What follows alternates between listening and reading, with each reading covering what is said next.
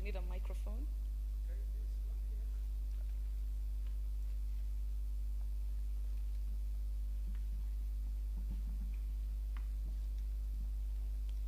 Okay, I'm Bishop Patrick Mito from Kisumu.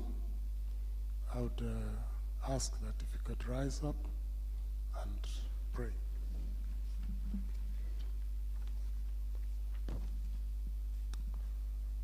Our Heavenly Father, we want to thank you this morning.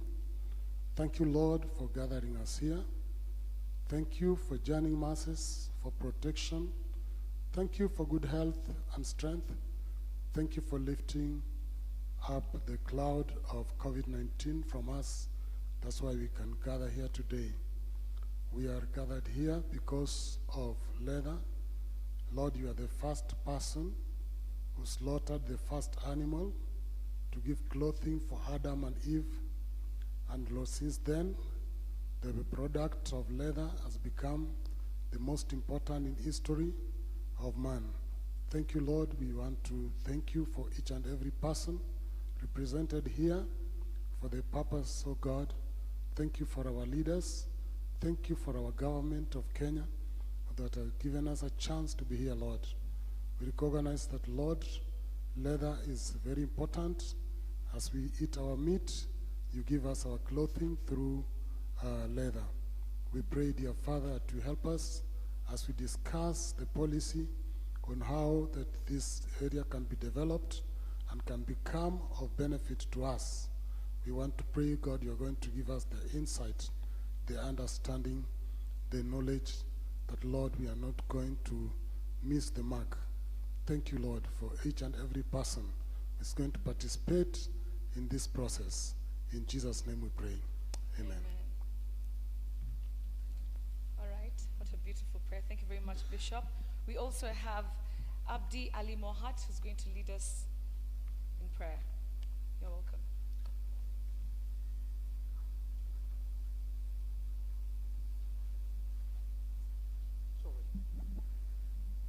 Thank you. I'm Abdi Ali Mohat from Garissa.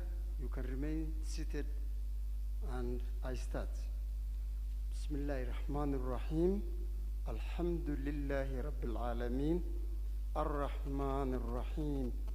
Maliki Yawmiddin.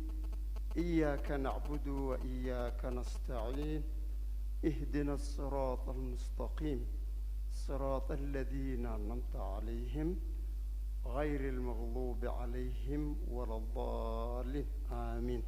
Thank you very much. Thank you very much, gentlemen. Thank you very much. All right, so we still have a few seats in front because we're still expecting more people to come. So if you don't mind, if you're at the far back, we'd really love if you join us at the front. There are quite a number of seats. Social distancing has been taken care of, so don't worry about that. So kindly, gentlemen from the back, I can see you. Please just hop onto the front so that we can leave some seats for the people who are going to be coming a bit later. Thank you very much. So nobody is standing. All right, thank you. Thank you, gentlemen. All right, so it's extremely imperative, that I introduce our chief guest this morning. Very, very intelligent leaders who have been able to make this day actually come to a success, of course, with a fantastic team that has been a force behind them. And so if you'll allow me, I want to introduce our chief guest, starting with a lovely lady. Good morning. Good to see you. At least we have a lady in the panel. All right. That is Mrs. Elizabeth Kamau, who's the director of board, the Kenya Leather Development Council. Thank you very much for joining us this morning. All right. And we have, of course, the person who we all know, you've seen him running around, trying to make sure that everything is working out. Thank you very much, sir, for who you are. That is Dr. Isaac Nur, who's the Chief Executive Officer of the Kenya Leather Development Council. A round of applause, ladies and gents. Thank you very much. Thank you. All right. So the next person is very interesting because he was my boss for such a long time. We worked together at the Standard Media Group, and he was a fantastic boss, by the way. It's really nice to see you, Mr. Francis Munyoki, who's the chairman of the Kenya Leather Development Board. Thank you very much, sir. It's great to see you again. All right, and next to him, we have the person who was sent to represent the Cabinet Secretary this morning, Peter Munya, Honorable Peter Munya, and that is the Chief Administrative Secretary for Livestock Department, Lawrence Omuhaka. Sir, thank you so much for joining us. A round of applause for him. All right. And we have another gentleman who is representing the Principal Secretary, State Department of Livestock, and that is Dr. Christopher Wanga. Thank you so much, sir, for joining us this morning. All right. Last but not least, hi, sir, how are you? All right, that is the acting CEO, EPZA, Benjamin Chesang. I'm told that they've been working extremely closely with the various departments to make sure that this day is here. They've been great partners, and we really thank you for being here this morning. All right, a round of applause. All right, so it's such a beautiful day, and later in the event, I'll tell you a short story of why this event today actually means so much to me. I was speaking to Anne early in the morning, and you know, my family is actually in the leather business, but in a very small way. But I get to tell you that short story in a few minutes, because for now, I want to just bring to your attention the people who, you know, are here, the people who are represented here, the various departments and organizations that are represented here, will be represented here. And these are people who have been really crucial in the development of this policy. All right, so we have the private sector, and the private sector is actually, you know, at the core of this particular policy. We have turners, we have hides and skin traders, slaughterhouse operators, footwear manufacturers, leather articles manufacturers, chemical manufacturers. Can we give a round of applause to them, because they are really at the heart of this event. We also have the Private Sector Association and Stakeholders, Kenya Association of Manufacturers, Kenya Private Sector Alliance, Kenya National Chamber of Commerce and Industry, Turners Association of Kenya, Footwear Manufacturers Association, Hides and Skins Traders Association, Leather Apex Society of Kenya, Leather Articles Entrepreneurs Association, Cobblers Association of Kenya, Kenya Association of Leather Technologists and Scientists, wow, Kenya Livestock Marketing Council, Maendeleo ya Wanawake Organization, Ranchers and Livestock Traders. Those are representing the private sector associations and stakeholders. A round of applause for them, please. So we also have the national government, which has been represented very well here. Various ministries are here, departments and agencies. A round of applause for them too. Well, we also have the Council of Governors. Somebody from the office of the CEO will be joining us, or is here already. We'll get to have everybody introduce themselves, so maybe we'll hear who they are. Thank you for coming. Academia and research institutions, that includes universities, colleges, vocational training institutions. A round of applause for them, please. We also have development partners. There is the World Bank represented here, United Nations Industrial Development Organization, United Nations Development Program, United Nations Environment Program, International Trade Center, and supporting Indian trade and investment in Africa. A round of applause for them. And last but not least, we're normally the last on the list, and we have media representatives. Thank you very much for being here. And talking about media, this event is going to be covered on the live stream. My YouTube, my Facebook is on right now, together with that of the Kenya Leather Development Council. All those people are out there, they're still watching what is happening in here because of the strength that we have in social media. So for everybody who's joining us online, thank you so much for joining us. Please stay with us. Great things are happening in the leather industry, and they all begin today and right now. So, Mr. Isaac really wanted us to have everybody introduce themselves so that we can get to know who is here, and just to see who's the face of this policy as we start this journey. So I'll ask my lovely lady there to just pass on the mic, and then you can introduce yourself and tell us which organization or department that you're coming from. Thank you. Good morning, everybody. I am Mr. Abdi Ali Muhammad. I work with Ministry of Livestock in the Department of Veterinary Services, and I'm in charge of hides and skins and leather development in Garissa County. Thank you very much.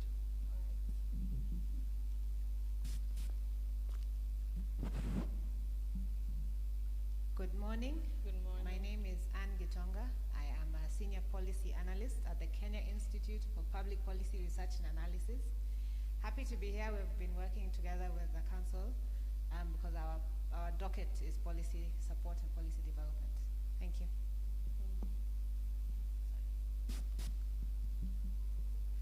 Good morning. I am Adan Shibia from KIPRA, Kenya Institute for Public Policy Research and Analysis. Good morning. My name is Moses Jenga from KIPRA.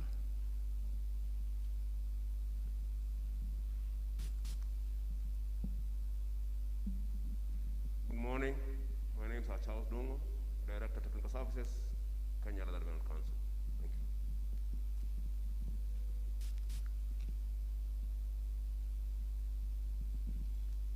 Good morning. My name is Veronica, Betty's personal assistant.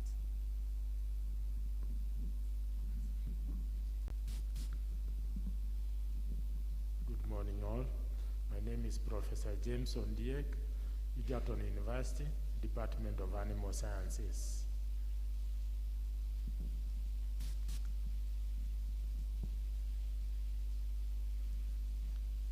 Good morning. My name is Mark Ambitho. I'm the CEO of a startup in Kisumu on leather accessories and footwear, Caloromano Shoes Industries Limited.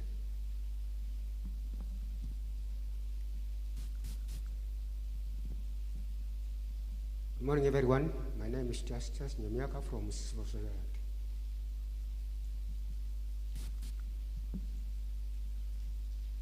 Good morning. I'm Professor John Mande, the Dean Faculty of Veterinary Medicine, which trains BSc, MSc, and PhD in leather technology. But for today, I'm representing the Vice Chancellor, University of Nairobi.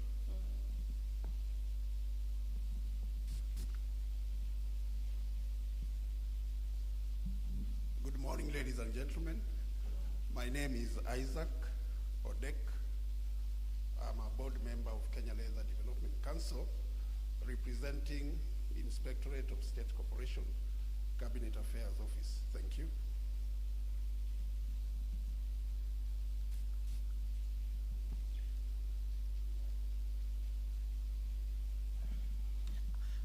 Good morning, everybody. I'm Johnson Mwangi. I'm a senior deputy director in National Treasury. I'm a director of the Leather Council, representing Cabinet Secretary, National Treasury. Thank you.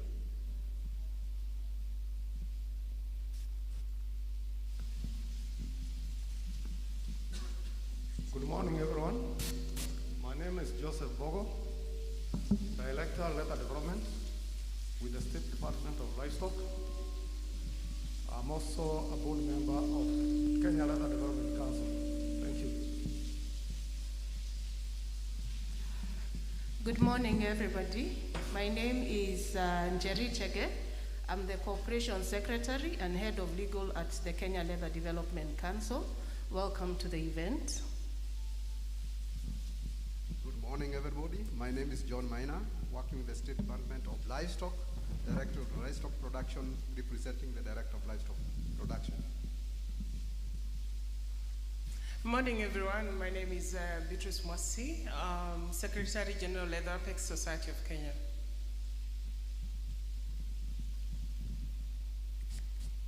Good morning, everyone. My name is Luke Mohammed. I'm representing Neema Livestock Slaughterhouse.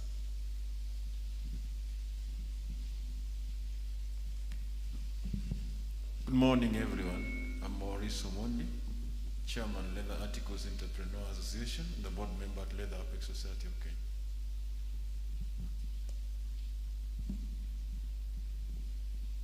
Good morning, everyone. My name is Engineer Masi Kamunge from Export Processing Zones Authority. Good morning, everyone. I'm Ms. Lydia Mandila, Sales and Marketing Manager, Kenya Meat Commission. Today I'm representing the Managing Commissioner. Thank you. Praise the Lord.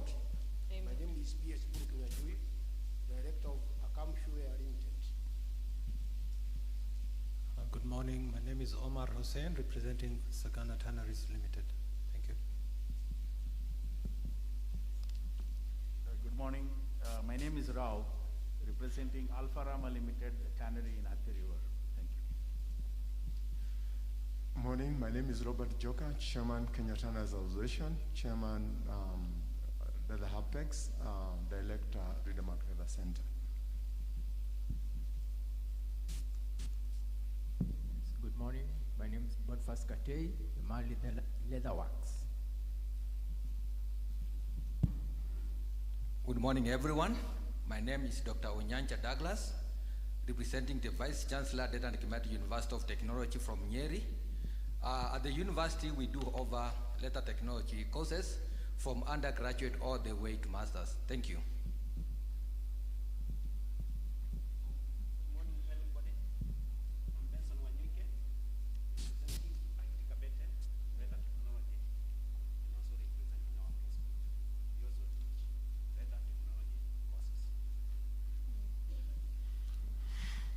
Bwana asifiwe. Bishop Patrick Mito from the Kisumu County Government, Department of Agriculture, Irrigation, Livestock and Fishery, in charge of leather in that county. God bless you. Good morning, everyone. My name is Abel Kamau from the Kenya Association of Manufacturers. Good morning, all. My name is Nicholas Mutisia, Chairman Nairobi Cobblers Association, Nairobi chapter. I'm also the Treasurer, Leather Apex. Thank you.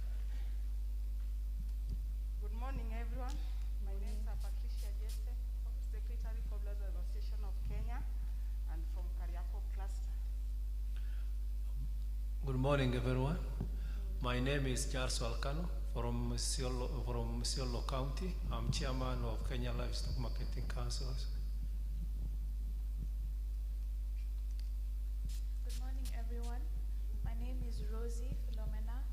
I am a writer at Wazawazi, and that is who I'm representing here today.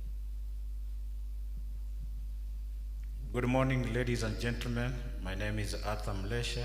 I'm the personal assistant to Chief Administrative Secretary, Mr. Lawrence Omoaka. I'm happy to be here. Thank you.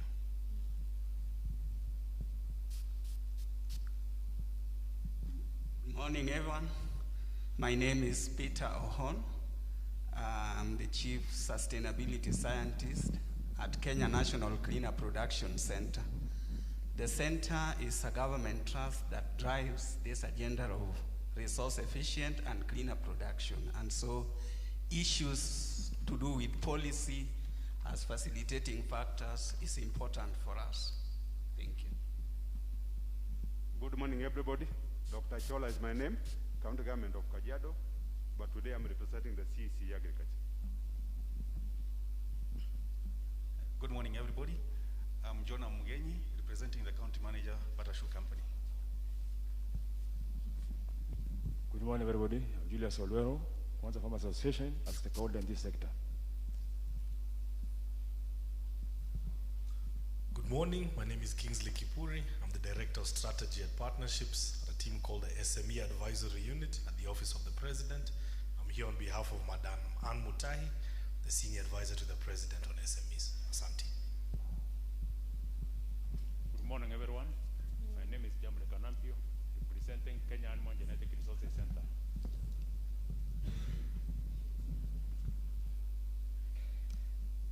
Good morning, everyone. I'm Mohamed Nuraden, Director Corporate Services, Kenya Leather Development Council. Good morning. I'm Dennis Obiero, the Secretary to the Kenya Association of Leather Technologists and Scientists, also from the University of Nairobi, Leather Science and Technology section. Thank you. I'm Dr. Arthur Onyoka from Kenya Industrial Research and Development Institute, the Deputy Director. I'm here representing the CEO. Thank you. Okay, good morning, everyone. My name is Sarah Bruno Nyango. I'm representing Rostrum Industries. My name is James Mutua from Greenify Africa, an environmental organization. Morning, everyone. I'm Jim Wanjohi. I'm a livestock farmer from Nyeri. Morning, everyone. My name is Amos. I am from South Africa. Good morning. My name is Caroline Moniki, a passionate livestock farmer and also an entrepreneur in leather articles. Good morning. My name is Mohamed Siad, representing Mas Tannery.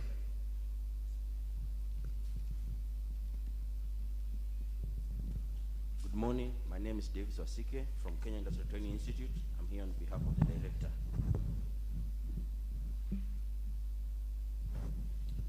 Eugene Lukingi, State Department of Fisheries, Aquaculture and Blue Economy.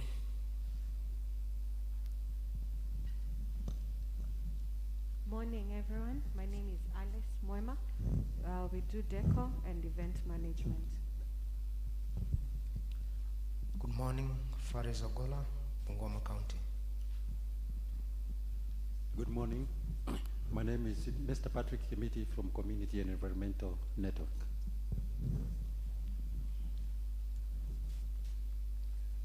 Morning, everybody.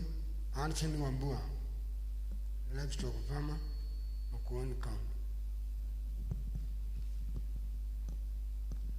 Good morning, everybody. My name is Morembi Jahira.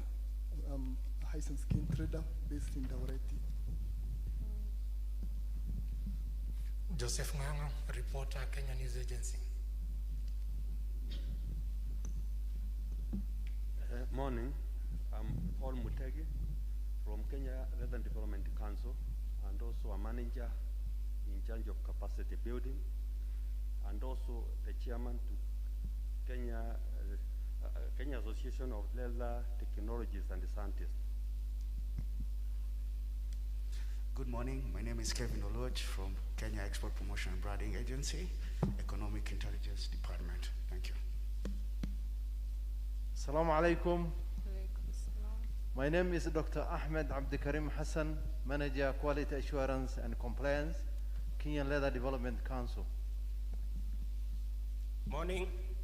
I'm Otieno Kumu, Kenya Leather Development Council Manager, Promotions and Marketing. Good morning, everybody. Mohamed Khalif, Manager Finance and Accounting, KLDC.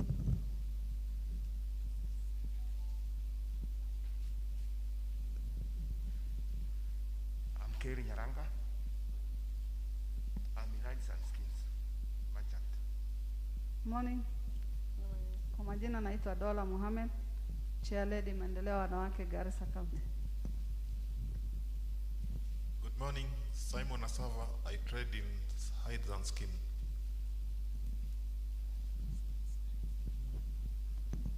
Good morning. My name is Mamo Tuto from Marsabit County, engineering student, University of Nairobi, but I also do livestock trading. Thor Mwangi, Nanyuki Tannery.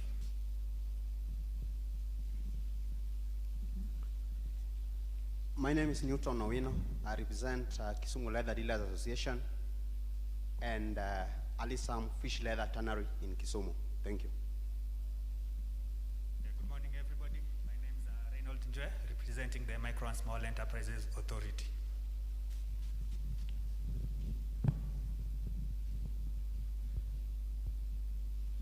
Morning, I'm Elijah Ruto from Anti-Counterfeit Authority. Thank you.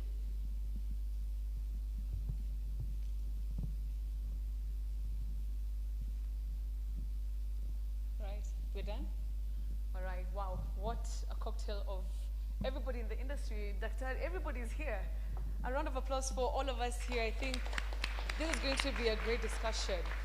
Now, of course, the government has really put the leather industry at the heart of its agenda. Whether you talk about Vision 2030, whether you talk about the Big Four agenda, leather really is at the heart. And I remember Bishop's prayer, he mentioned something that is so special that, you know, God already ordained leather to be one of the most valuable commodities, and we can see it, you know, today. And I think with this day, the policy now at hand, something that has never happened, you know, in the history of this industry, I think from today, the only way is up. Am I right? The only way is up. And so we'd just like to start our program, and we'll have some welcoming remarks, and that of course is from our very able CEO, Dr. Isaac Nur, the CEO of the Kenya Leather Development Council. Karibu.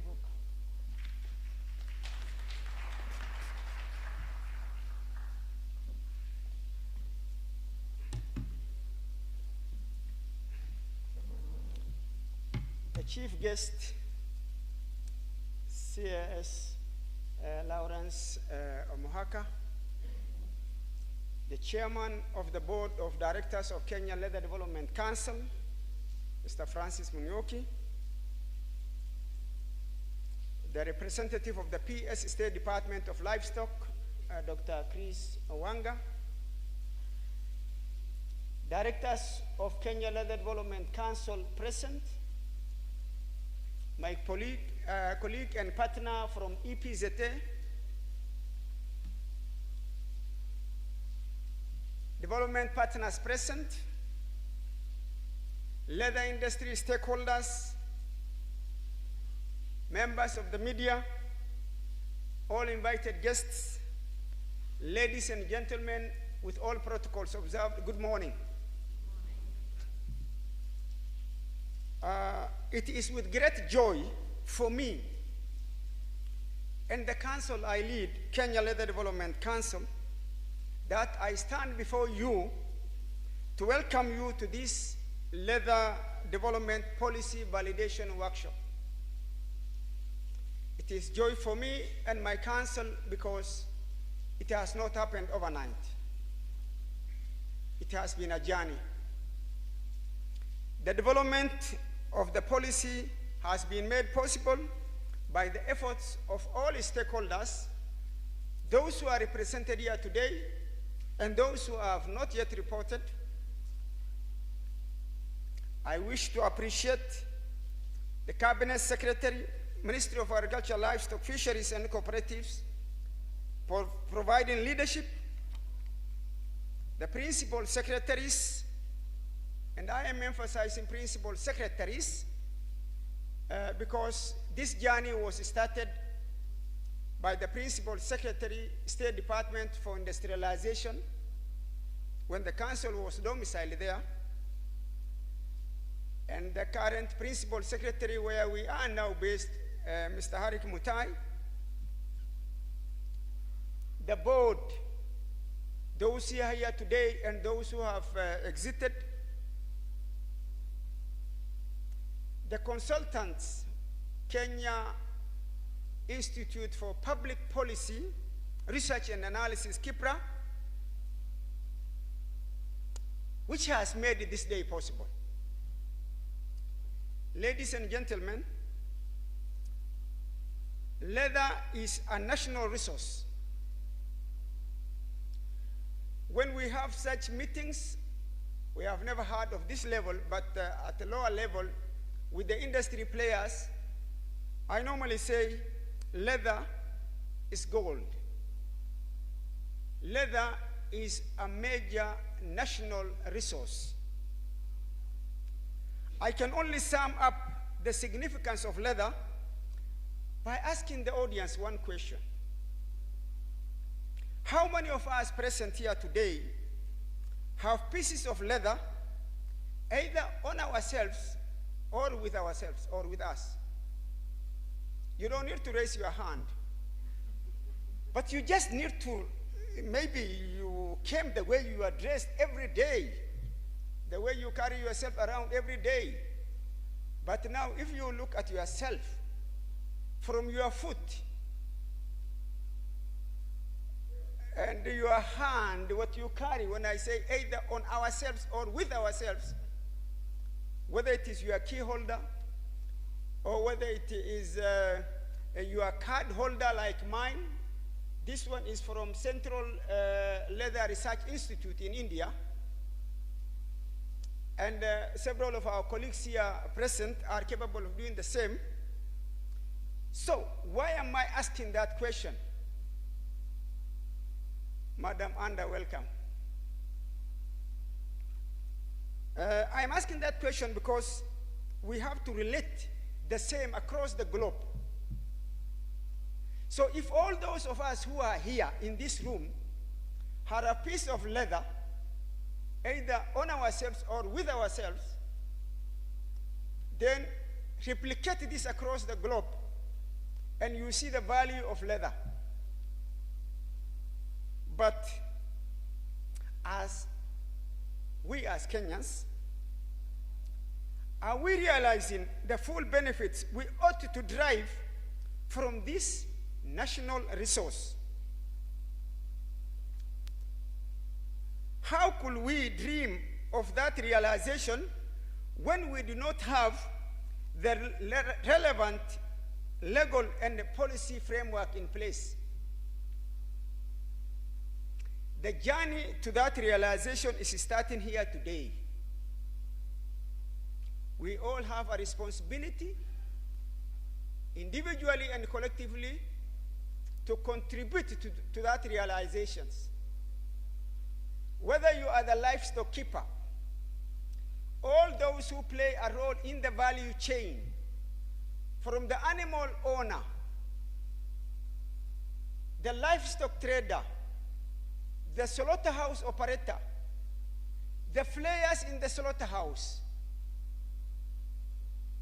those who provide inputs for processing, whether it is salt for curing, the manufacturers who are here and those who are not here today, we have a role to play. I said I am delighted, I am joyful, because most of you who are here acknowledge where we began from.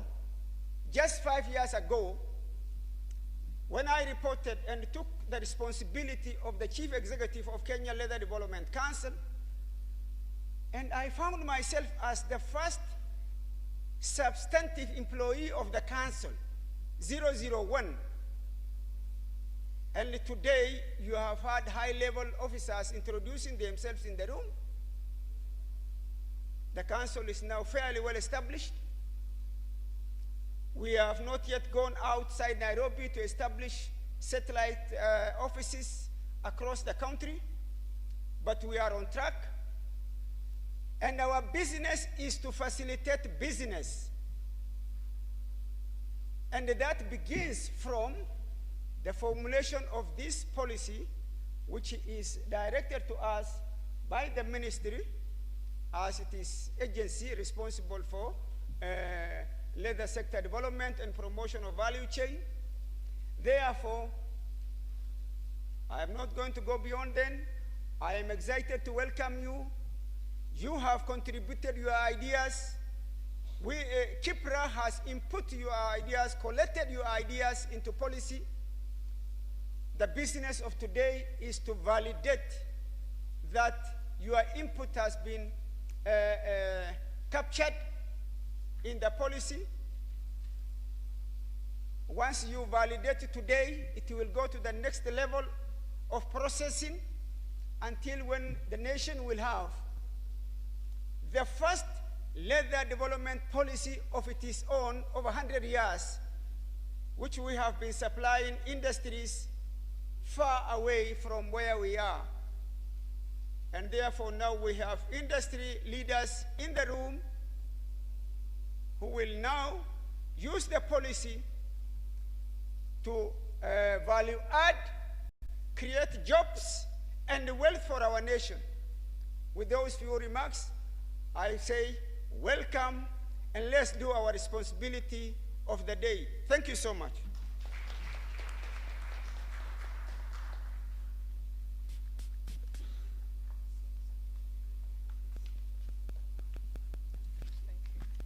All right, another round of applause for Daktari. Indeed, leather is gold.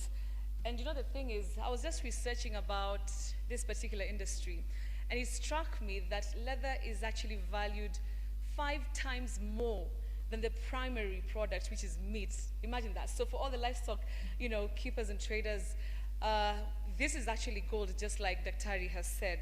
5 times more value than the primary products. So that means that we're onto something here, we're onto something. And the policy will indeed make sure that, the growth is driven, the achievements, the milestones are actually met in this industry. And to think that it is in 100 years, congratulations, sir, to you and your team. Thank you very much. Without further ado, I'd like to now welcome Mr. Francis Munyoki, who is the chairman of the Kenya Leather Development Council Board. Karibu. A round of applause as he comes, please.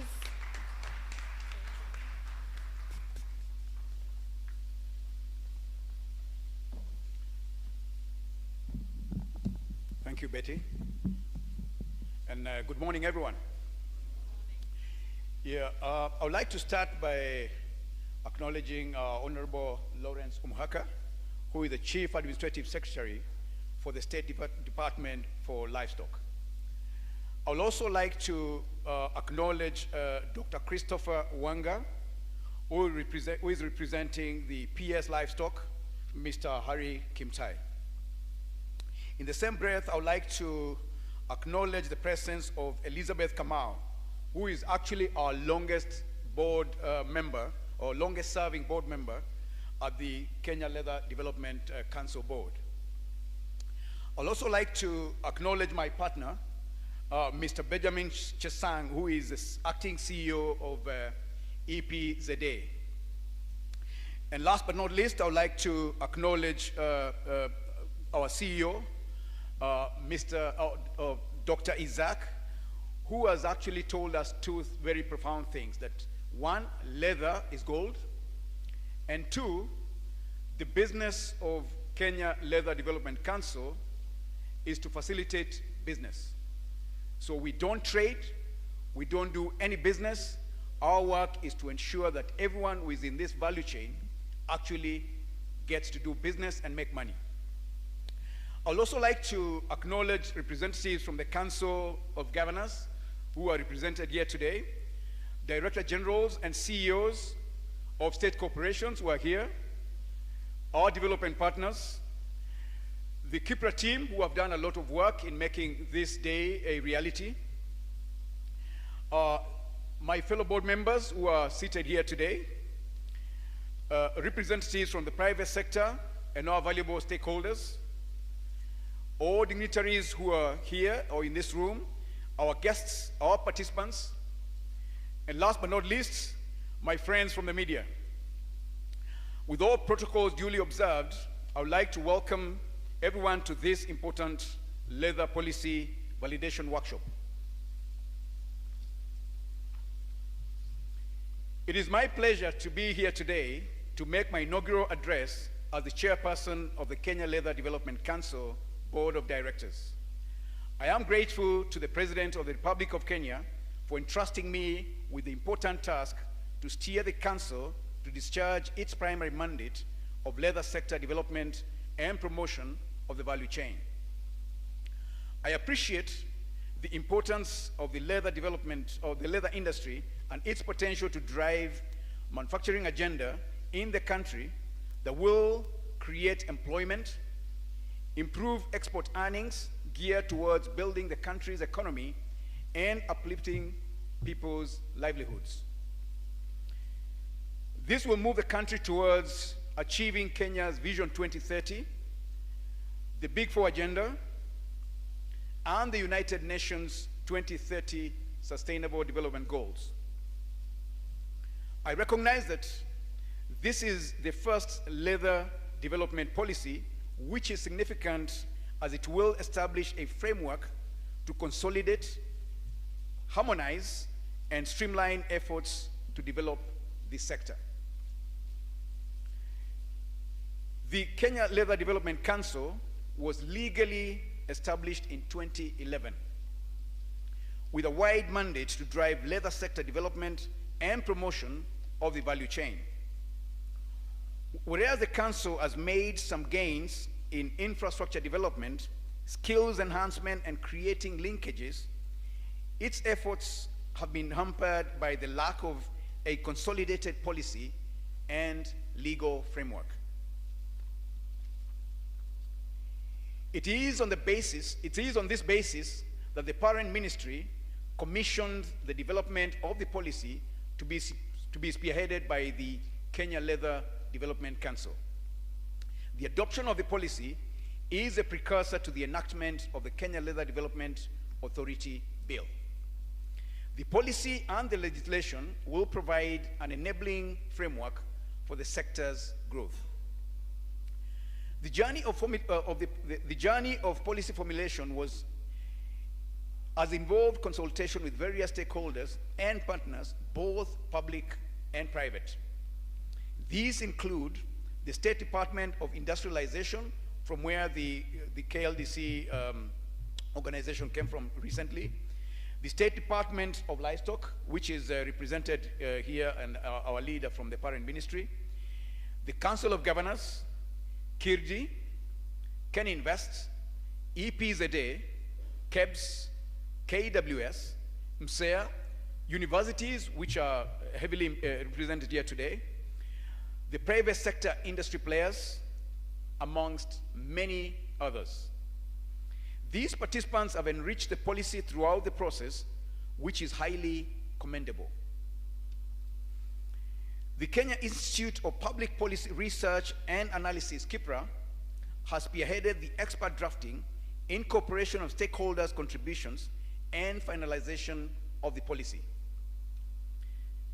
This validation is the conclusion of a very thorough and participative process that I believe will provide the industry with the necessary impetus to catapult it to be internationally competitive. The Council, as the specialized agency, shall take lead in the actualization of the policy objectives in close collaboration with the ministries, departments, agencies, county governments, and the private sector.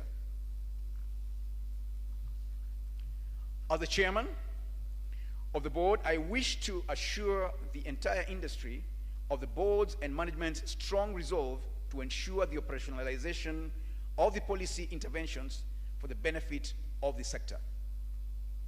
These interventions will include creating linkages between various players throughout the value chain, including production, processing, manufacturing, and marketing. Provision of technical advisories to the government on the industry's performance and required interventions in the sector. Mapping of the industry players, their specific roles, challenges, and required interventions.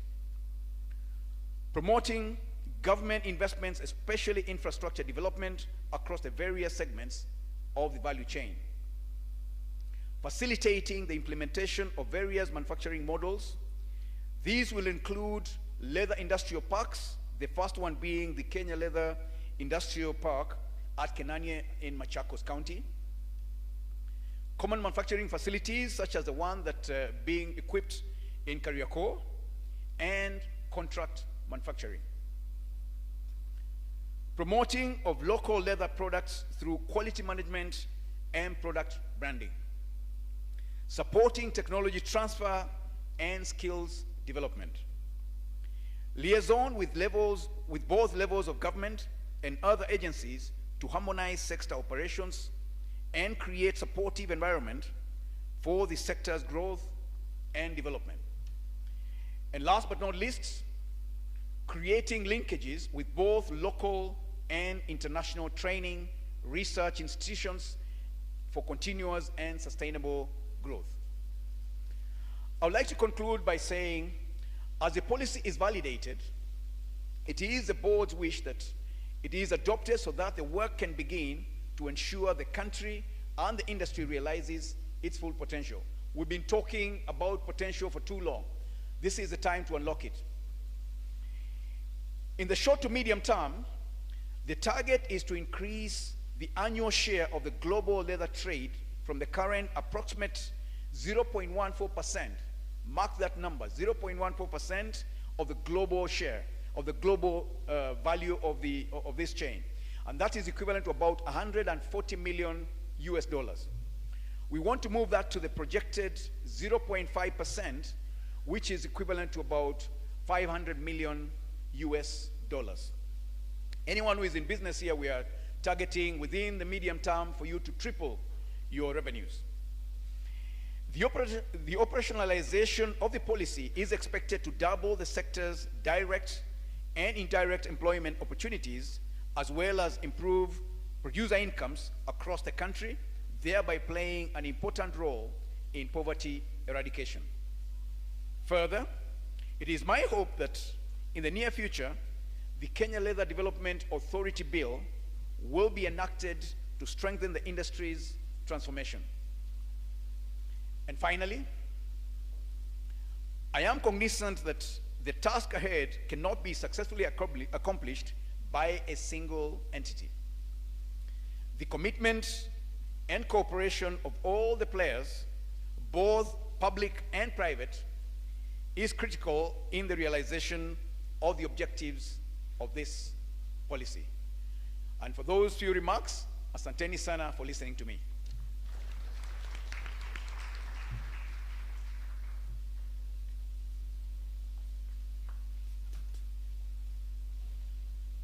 Thank you very much, Mr. Francis Munyoki. Brilliant words, brilliant leadership all the time. You've had the numbers. The numbers do sound attractive. Am I right? Am I right? Right. Without further ado, I'd like to welcome the only lady here this morning. Do you want to say a few words? Not today. All right. So at this juncture, I'd like to welcome the Chief Administrative Secretary, who is here to represent our Cabinet Secretary for Agriculture, Honorable Peter Munya. He is the Chief Administrative Secretary in the Livestock State Department. Karibu sana, Mr. Lawrence Omuhaka. Pardon? All right. So we'll have the PS joining us. Karibu sana. Yes. Dr. Christopher Wanga, who's here to represent the PS for the Livestock State Department. Karibu.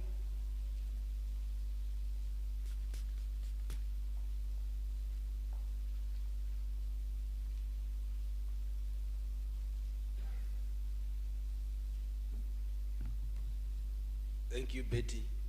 You are just about to earn me a disciplinary measure. The Chief Administrative Secretary, Mr. Lawrence Omuhaka, representing the Cabinet Secretary, the Chair of Kenya Leather Development Council, Mr. Francis Munyoki,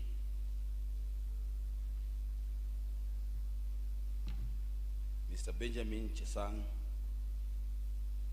the Acting CEO of EPZA, the long-serving member of the KLDC Council, I believe the Institutional Memory, Madam Kamau,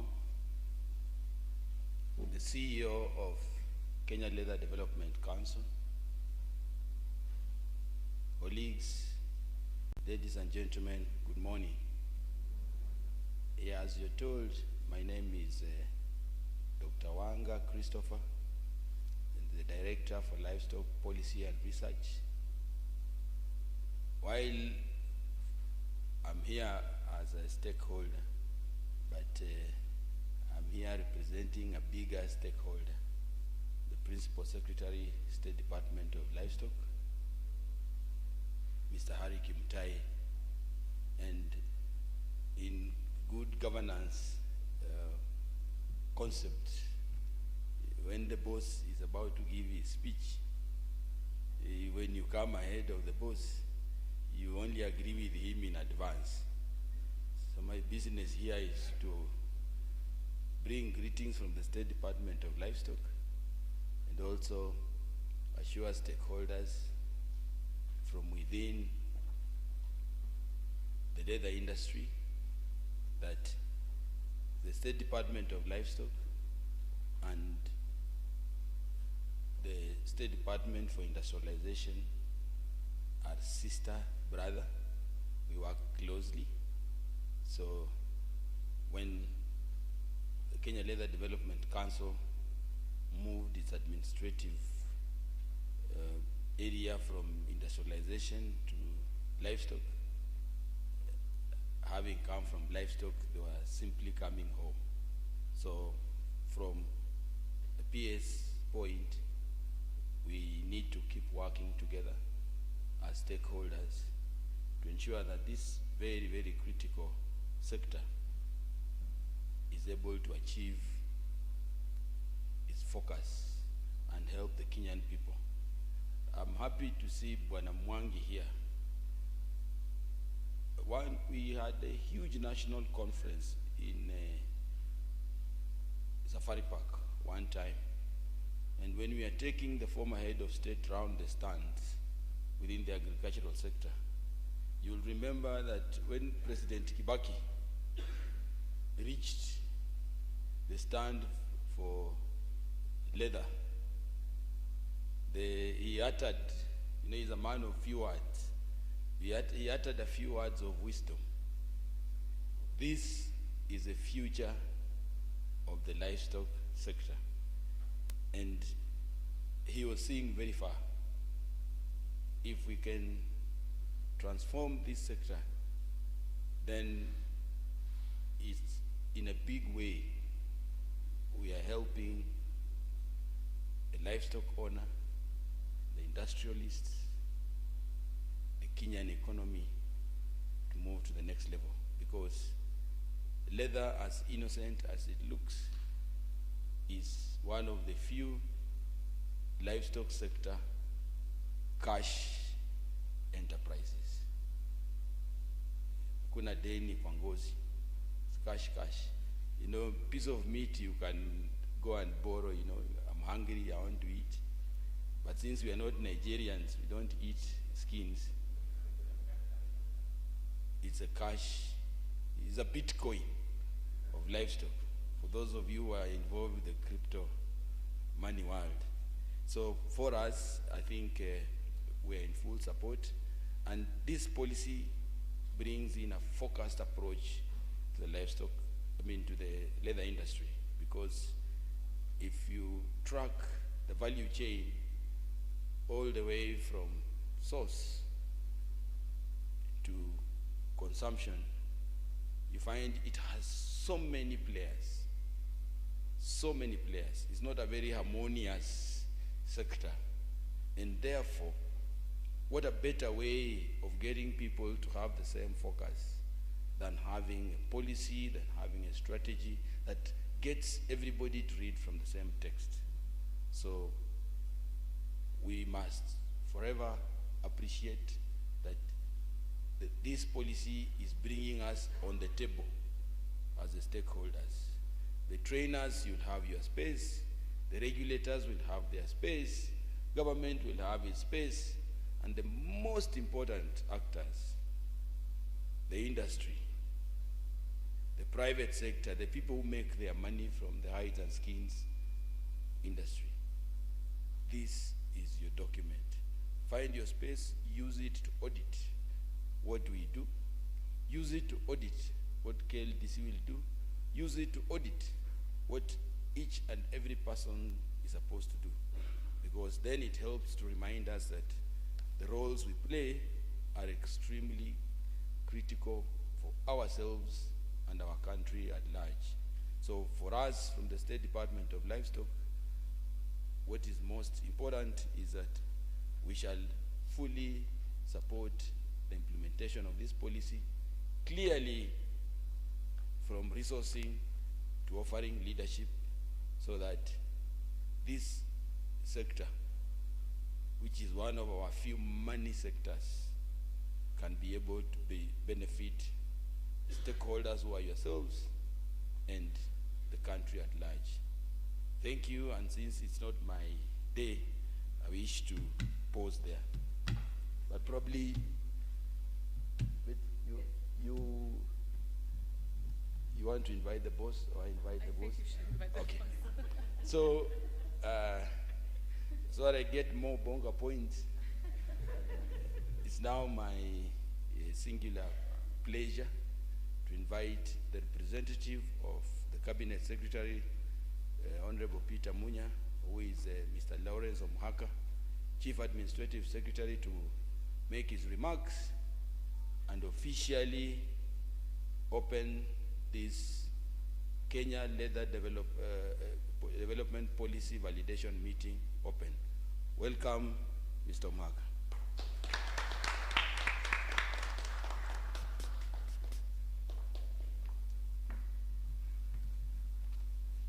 Thank you very much, Dr. Wanga, Director, Policy Development, representing the PS, Board Chair, Kenya Leather Development Council, Mr. Munyuki, board members who are here, the CEO, Kenya Leather Development Council, Acting CEO, EPZA, Bwana Chisang, development partners present, stakeholders in leather industry, ladies and gentlemen, good morning. Like we are told, my name is Lawrence Omhaka, Chief Administrative Secretary in the Ministry of Agriculture, Livestock Fisheries, Cooperatives and Blue Economy. We hold leather very dearly, and actually we had discussed with the CS and you're supposed to be here. But you see, in government, when you are given directives by your senior, if you are told to jump, you just jump and ask while in the air how high.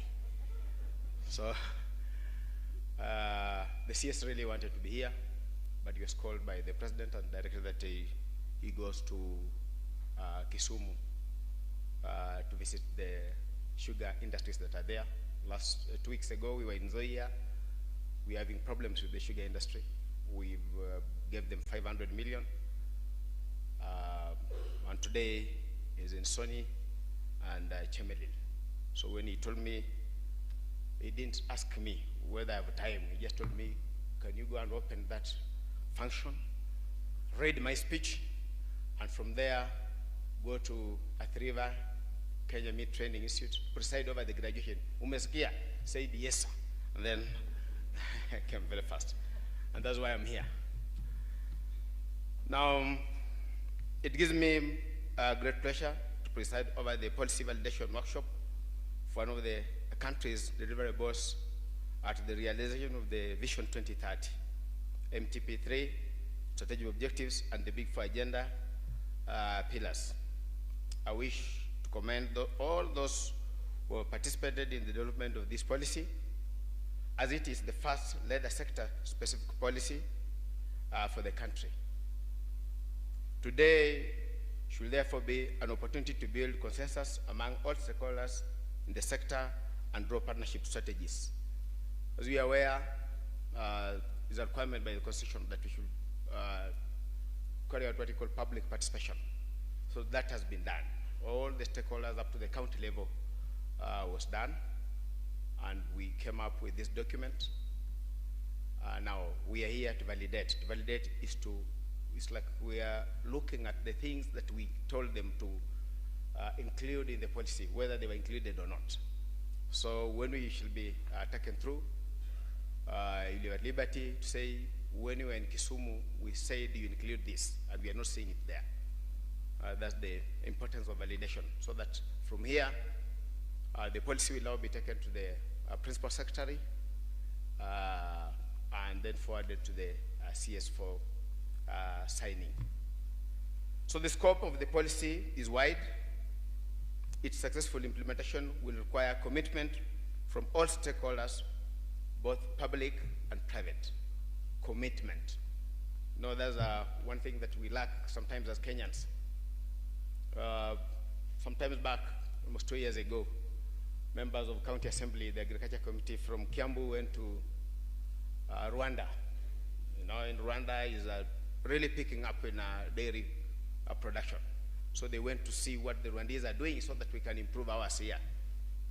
And when they went there, they told them, hey, you people are doing very well. We can see your dairy sector, although small, but is working quite well. Then where did you learn this from? The Rwandese told them, we learned this from a place called Githunguri in Kiambu. And what about the policy? You have a very good policy. You also tell them, we just took the Kenyan policy, dairy policy, and we customized it. So commitment and implementation is the key. Making a good document is just the beginning. But what is most important is the commitment in implementation of the policy. So the interventions will in many instances involve a paradigm shift in the industry dynamics, which will require strategic management. The government has fully invested in the fulfillment of its obligations envisaged in the policy through its ministries, departments, and agencies. I am also certain that the private sector shall collaborate in this important endeavor. The key objective of the policy is to increase Kenya's market share in the global leather industry. The sector plays a major role in the global economy with an estimated global trade value of approximately $100 billion per year. This is said to be greater than combined global value of meat, sugar, coffee, and tea. So what value of sugar, coffee, tea, and meat combined, leather is producing more worldwide. And that's why Betty was telling you that she Googled and saw that it is a very lucrative business that we should engage in.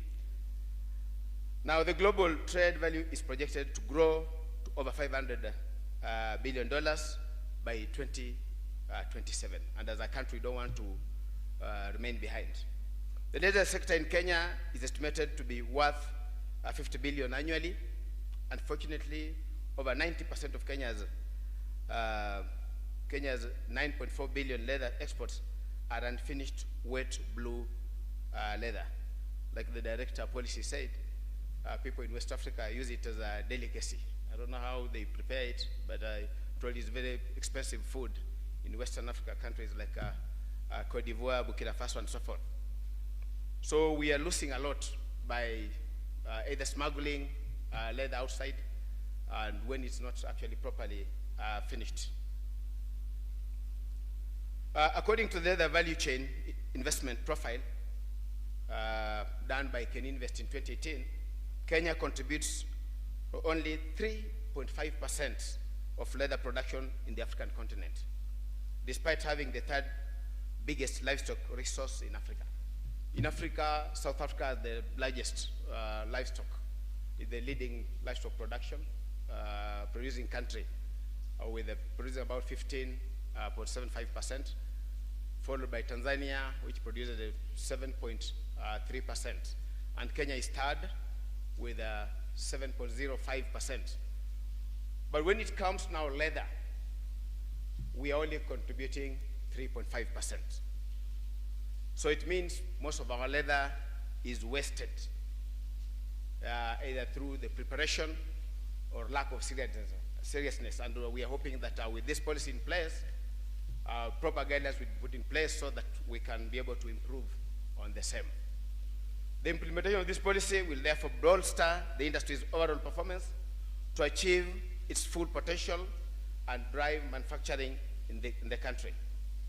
This policy provides a roadmap for growth and development of the industry, which has been negatively impacted by the liberalization policies of the 1990s. Other challenges facing the industry include downturn in the global economy and most recently, devastating impact of COVID-19 pandemic. This has unfortunately affected the performance of the industry. The country's aim is to drive the transformation of the leather value chain from raw material, semi-processed, export-driven sector to an internationally competitive finished leather and leather products manufacturing industry. To achieve this, there is need to have supportive legal and policy framework. Therefore, this policy shall address the challenges facing the industry by stipulating various interventions. The policy statements broadly describe how these goals will be achieved, and these include promotion of sustainable supply of quality hides and skins, So whatever we produce is not really quality. 2 years ago, the county government of Kakamega invited some guys who were ready to import leather from Kenya. But when they looked at the leather that they are producing, it was of low quality because the right knives were not used. It was full of holes and so forth. So we need to sensitize our people, train them, and as a ministry, we have a leather training at Kabete, where we are now rolling out. We are churning out students who are graduating at various diploma and certificates in leather production.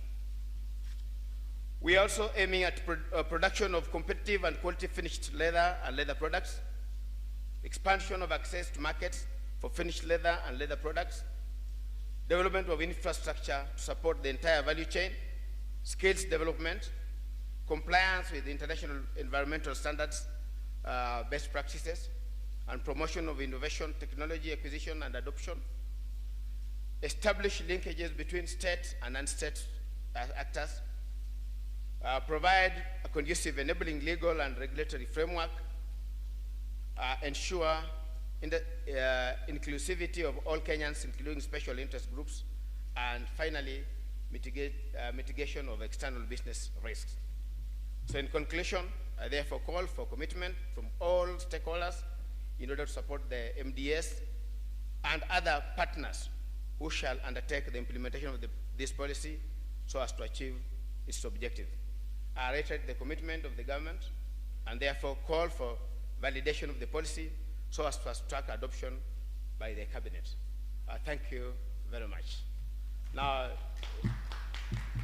I'll be leaving immediately after this because I was told from there, rush to Athi River to preside over graduation. Asanteni sana.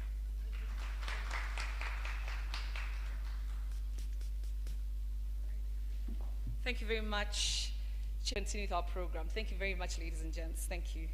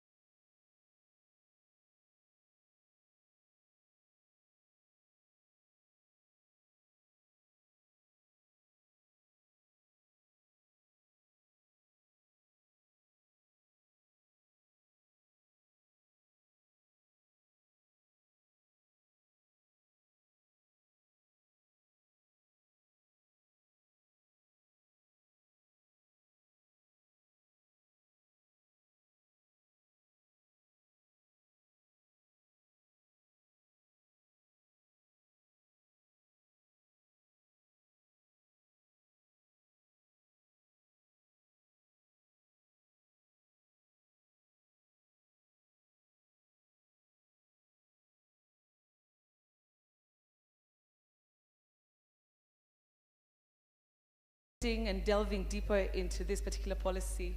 And as you can see, we have Mr. Aidan Shibia from Kipra, who's going to be doing the presentation of the draft Kenya Leather Development Policy 2021. You're welcome.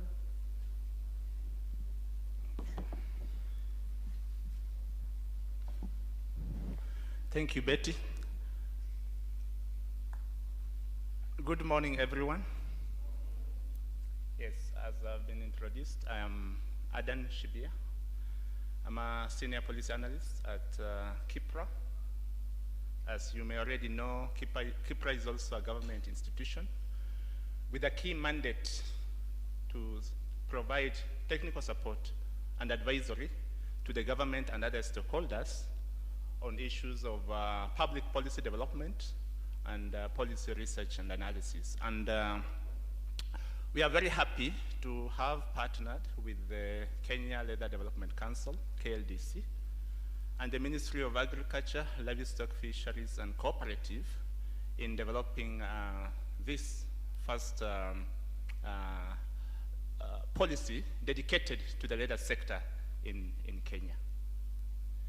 Yeah, so I'll just take you through key areas of this policy, and the issues we are presenting are actually in the document which you already have copies. Yeah, so as you can see, this is draft Kenya Leather Development Policy 2021. Once the policy will be approved, that word draft will go. So we just remain with Kenya Leather Development Policy 2021. These are outlined in terms of the critical areas that we are going to cover in terms of significance of the leather sector, rationale of the policy. Why are we having this policy at this time? Policy development process. What has been the journey? What's the process that we have gone through?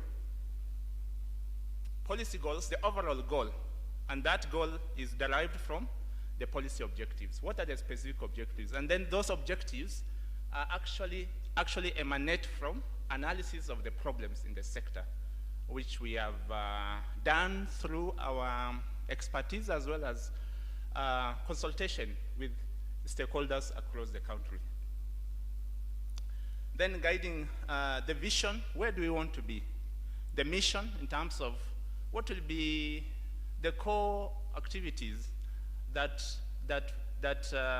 will guide us towards the realization of the vision of this policy. The guiding principles and values in terms of what guides us in terms of the interventions that are proposed in this policy. And this, we'll come to that. Then the sector challenges. I've already mentioned that analysis of the challenges actually plays the central role in the design of the overall policy. Then the policy statements. That's what the government proposes. And of course, the government doesn't work alone. The government works with all the stakeholders within the government, stakeholders within the government, as well as the development partners, the private sector, the public itself. Then I'll also highlight some of the issues in terms of the coordination, because coordination is central to any policy.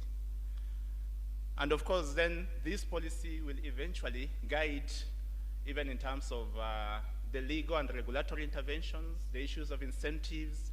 Yeah, so the policy provides the roadmap, then we'll have then implementation in terms of legislations, funding, programs, and among other activities. Yeah, so in terms of the significance of the leather sector, first we are saying that the leather sector supports industrial transformation and economic inclusion through strong linkages with economic activities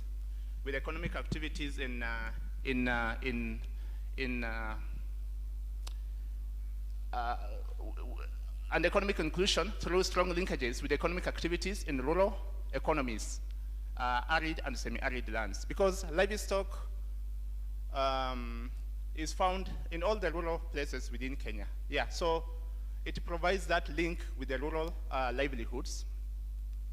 Then, of course, demand for leather and leather products globally is increasing. And Kenya is blessed to have a significant livestock population, which you can see, as you can see from the 2019 census. We have huge livestock population in terms of cattle, in terms of sheep, goats, in terms of camels. Then there is also emerging sources of hides and skins. For example, the fish and game animals in line with the National Policy Framework on Wildlife Conservation. I think that statement there is important. In line with the Policy Framework on Wildlife Conservation and Management. Because a good policy should have synergy. You know, the policy for the wildlife and this policy that is being proposed, they should be in harmony so that it doesn't bring conflict, for example, in terms of our heritage, in terms of our wildlife resources. And therefore, recognizing the potential contribution to rural economies and the labor-intensive nature of the leather manufacturing and potential for export earnings, the Kenyan government has prioritized leather and leather products manufacturing as part of the Big Four agenda. Remember when the president announced the Big Four priorities in December 2017. But even prior to that, our policies have been cognizant of the potential of the leather sector, especially in terms of employment, because it's labor intensive, and also livelihoods, increasing incomes and livelihoods across along the value chain up to the rural level. Yeah, so leather sector can broadly be viewed in terms of the key economic activities, in terms of the leather value chain. Thus, from the beginning, livestock production. Yeah. Up to then from the livestock production we have the manufacture, the tanning and the manufacture of leather and leather products, which actually constitutes the value addition level of the leather value chain. Then we have the market both in terms of the domestic and export, domestic, regional, and international markets. Yeah, so this policy again is aligned to be comprehensive. This policy is aligned across those levels. The input level in terms, beginning from the livestock production, because for us for the industry to grow, we need to have sustainable supply of hides and skins. Up to value addition level, and then the market level. How can we tap into our local market, regional market within the East African community, and as well as the international markets? Yeah, so of course one of the concerns is that despite the potential, the contribution of this sector has remained low, and the intention of this policy is therefore, how can we address these constraints along the value chain, from livestock production to value addition level up to the market level, so that we tap into the opportunities in terms of the incomes, the export earnings, among other benefits. Rationale for this policy: there are 4 areas to motivate why this policy is necessary. The first one is lack of a dedicated, comprehensive policy. So we have said this is the first policy to address the issues of the leather sector. In the past, we have, other broad-based policies. We have looked at our policies since independence, starting with the Sessional Paper number 10 of 1965 on African socialism and its application to Kenya. Then we have also looked at all the medium-term policies, the annual development plans, the Vision 2030, all the policies we have developed. So, so there are pieces of interventions that have been suggested over the years, but they have not been comprehensive. Secondly, coordination along the value chain. As we all appreciate, under the devolved governance structure, we have the two levels of government, the national government and the county governments. And in the fourth schedule of the Constitution, we appreciate that there are some functions that have been devolved, such as things to do with animal production, animal husbandry, issues to do with fisheries. But also at the national level, we have various institutions. Then we also have the development partners. So the key issue is how can we promote coordination across all these actors along the value chain. Thirdly, the abundance of the raw materials for value addition. Why are we exporting our hides and skin in semi-processed form? The better we add value domestically within our local economy, the more we are able to multiply the benefits that is presented by this sector. Then align the sector activities with national, regional, and global development agenda. How can we best align the activities within this sector in line with our Kenya Vision 2030? At the regional level, we have the East African Community, the Vision 2050. At the continent level, we have the African Union Agenda 2063. Then, very important, SDGs, Sustainable Development Goals, which talks about the issues of environment, efficiency in production. I'm happy, I think some of the stakeholders actually here to represent those areas in terms of efficiency in resource in production and efficiency in production and consumption. Yeah, so those are some of the key motivations why we're having this policy. Then now the policy development process. We have come a long journey, very interactive and interesting journey and discussions with our partners, the Kenya Leather Development Council.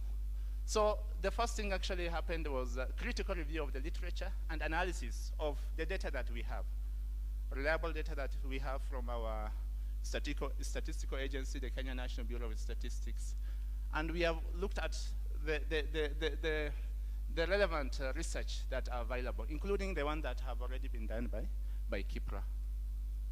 Then secondly, after we have done that, there was feedback from the stakeholders, from the government actors, from the development partners, from the private sector,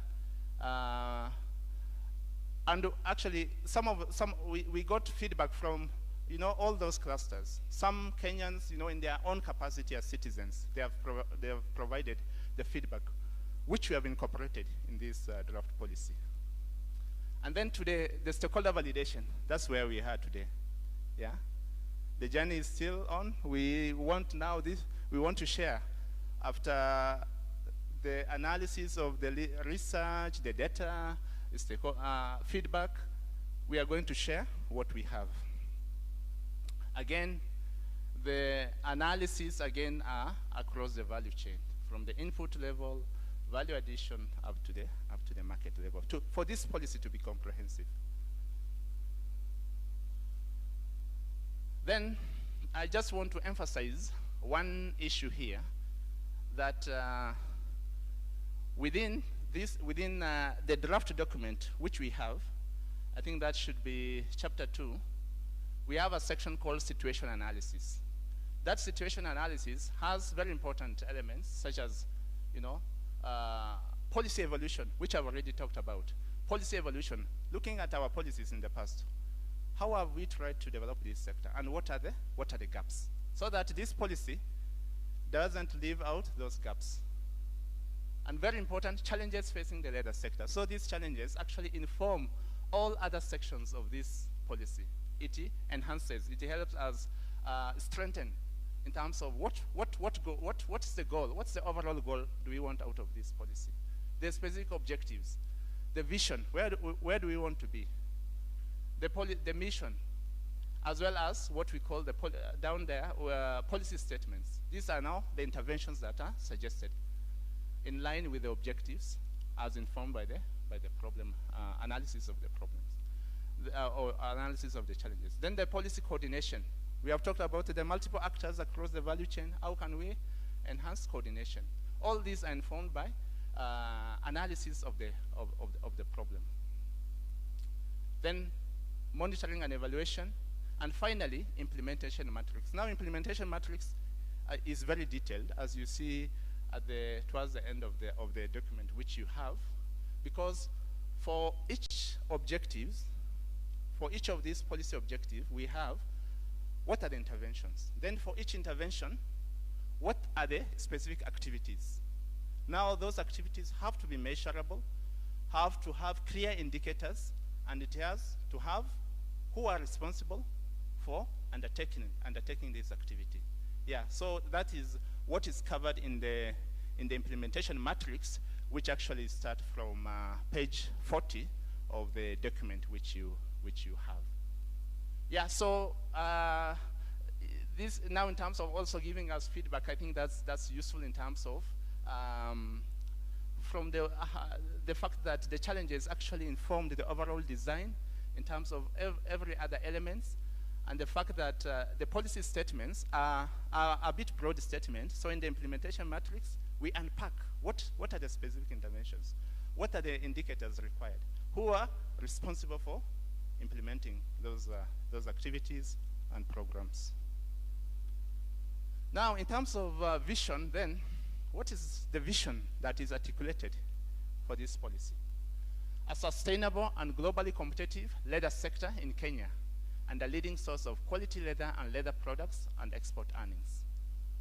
Yeah, so that word sustainable in terms of, even ensuring sustainable supply of hides and skins through interventions at the input level, globally competitive in terms of, addressing the issues of cost of production, the issues and other challenges such as the skills, so that we have competitive sector. The mission in terms of, what guides us, on day to day in terms of implementing this policy, to create an integrated, efficient, and sustainable leather sector value chain that promotes value addition, employment creation, and equitable income generation. Yeah, it has to be, those value chains have to be integrated. Otherwise, if the interventions are only focusing on the value addition level and we are not addressing the input level in terms of livestock production, then we have a problem. Or if we are not addressing the market level issues, then we are going to have problems in terms of realizing the vision of this policy. Policy goal, the goal is the overall, the overall where we want, what do we want out of this? To promote an integrated development of the leather sector in Kenya for inclusive and sustainable development of the economy through employment creation and income generation. Now the specific objectives, as I've mentioned, these objectives are actually derived from the analysis of the challenges. First, 1, promote sustainable supply of quality hides and skins. 2, promote production of competitive and quality finished leather and leather products. 3, enhance access to domestic and export markets of finished leather and leather products. 4, enhance infrastructure support at national and county levels through the leather sector value chain. Shortly we'll elaborate on this. Then 5, develop and improve skills for the leather sector across the value chain. 6, enhance compliance with product and environmental standards along the leather sector value chain. And 7, to promote innovation, technology acquisition, and adoption along the leather sector value chain. 8, promote linkages along the leather sector value chain among all state and non-state actors. The issue of synergy, very important. 9, provide conducive legal and regulatory framework to support the leather sector. I think our stakeholders here, I think they have a lot of interest in that area in terms of the legal and regulatory framework from the feedback which we got during the consultations. 10, promote participation of special interest groups in the leather sector development. Yeah, for us to create inclusive opportunities. How can we better engage, how can we mainstream the issues of women, youth, and persons with disabilities? And then finally, mitigate external business risks in the leather sector. These are shocks that affect the leather sector value chain. It could be in terms of climate-induced hazards like drought, floods, pest diseases, the issues of fire, yeah, among other issues. Guiding principles and values. These are things that, in terms of the interventions, these are what guides. And these guiding principles have been borrowed from from our constitution in terms of our national values and principles of governance, Article 10 of our Constitution of Kenya. SDGs, Sustainable Development Goals. These have also reflect the aspiration of the issues of sustainability. And then, very important, the challenges that we have analyzed in that situation analysis chapter. Yeah, so in short, the guiding principles and values will be issues of good governance, yeah, issues of accountability, transparency, environmental conservation. This sector, especially at turning level, it has a lot of waste that come out. How can we manage those waste so that we are also friendly to our environment? And of course, increasingly, the consumers are also being aware of are the producers of this product doing their activities in environmental friendly ways. Sustainable production in terms of efficiency in production, patriotism. How can we promote our industries? Productivity and competitiveness by ensuring that the issues of cost of business are addressed, the issues of inclusivity. I've talked about the issues of our special interest group. Decent employment. Yeah, how can we ensure that those who work within this industry have decent jobs? Standards and quality. For us to be competitive, we need to comply with environmental standards, with other standards within the global environment. The issues of collaboration, involving the community, involving all the actors along the value chain, working together. And then public participation. Public participation is very important. And of course, this is also articulated in our constitution, that for us to develop any policy, there must be public consultation. That is why we are here. That's why we earlier did consultation with the stakeholders in the industry. Scope of the policy. So, the scope of the policy. To whom does this policy apply? In terms of the input, what is the coverage? This policy will apply all the actors along the value chain, the national government, the county governments, the private sector, who are well represented here, development partners, as well as other non-state actors, like the community-based organizations. Then in terms of the input, we are looking at the traditional sources of hides and skins, the cattle, the goats, the sheep, blue economy resources, which is also an emerging area, and I think it's well represented here. Wildlife resources, in line with the wildlife policy. Actually, we did quite a consultation, even with our stakeholders, including the Kenya Wildlife Services, on this issue of wildlife resources. The leather sector challenges, I think this has already been reflected in the objectives, but just to highlight, issues of low supply of quality hides and skins, and these emanate from, the animal husbandry issues, slaughtering practices, issues, weak extension services, especially at the county level, poor structures to access markets, you know, even as those livestock are transported. The hides and skins, you know, get damaged along the way. Then the issues of, you know, just streamlining the value chain so that those at the initial stage of the value chain who supply the hides and skins are not disadvantaged. And competitive and low value added leather and leather products, again here in that section for the challenges in chapter 2, I think that's that should be from page 19. You'll see these challenges. What are we talking about in terms of what are some of the issues that bring about uncompetitiveness? The issue of, you know,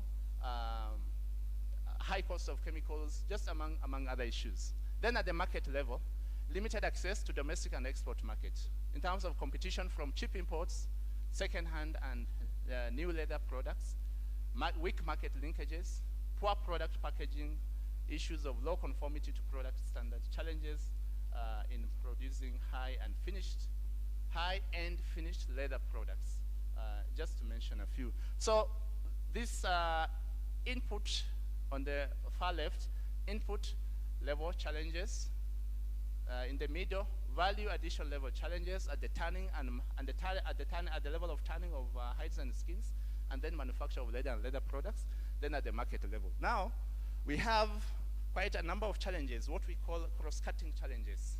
These cross-cutting challenges apply at all the three levels, at the input level, the value addition level, and the market level. The issue of weak infrastructure. Yeah, we all acknowledge that if hides and skins are not preserved well, within a very short time, we know what will happen. Yeah, and that have significant impacts in terms of the value. It's, again, the issue of infrastructure, you know, especially for the micro and small enterprises, a lot of challenges which are documented in the document which you have. Insufficient training and capacity building, leading to the issues of skill constraints. Yeah, from the input to value addition up to market level. Low compliance with product and environmental standards, which I've talked about. Low innovation, technology acquisition. Then weak linkages across the value chain. Gaps in the legal and regulatory framework. Low participation of a special interest group. External business, and then external business risk. So you see, actually now the link between the challenges and the objectives, which I've already highlighted earlier. That actually those objectives emanate from these challenges. Now, the policy statements. Now, these are the proposals. So, the policy statements are anchored on the 11 policy objectives informed by the problem analysis. And the overall aim is to have an integrated leather sector for inclusive and sustainable development. That's what we should be on our mind. Now, these are the interventions that are proposed at the input level.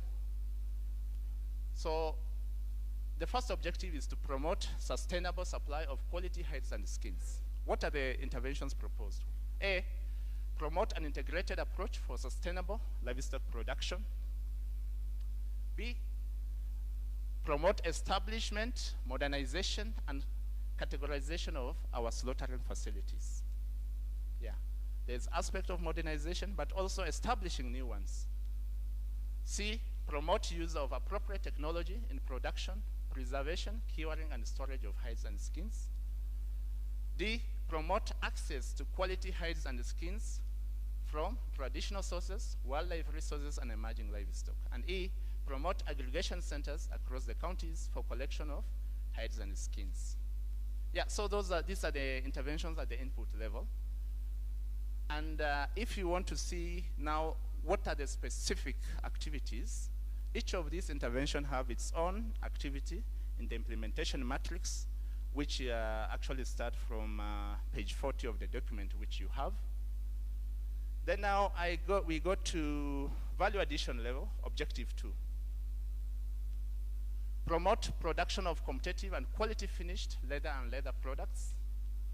What are the interventions proposed here?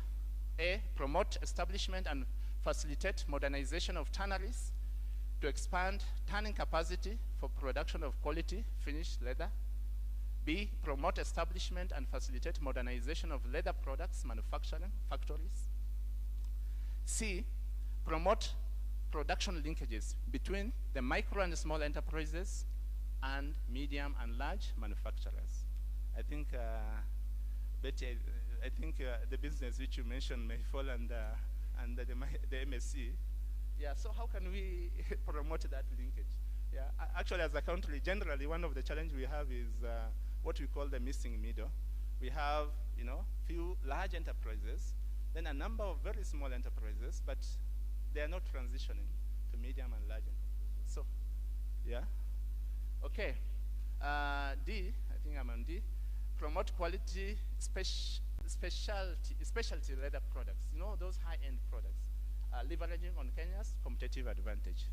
The advantage that we have in terms of our livestock resources, the blue economy resources, and other emerging livestock. The third objective, now this is at the market level. We are yet to the, yes, this is at the market level. The objective is to enhance access to domestic and export markets for finished leather and leather products. The proposed interventions here, A, develop a holistic and coordinated marketing approach for the domestic and export markets. B, develop appropriate marketing platforms to access local, regional, and international markets. Now, just to remind you again, the issue of how is in the implementation matrix.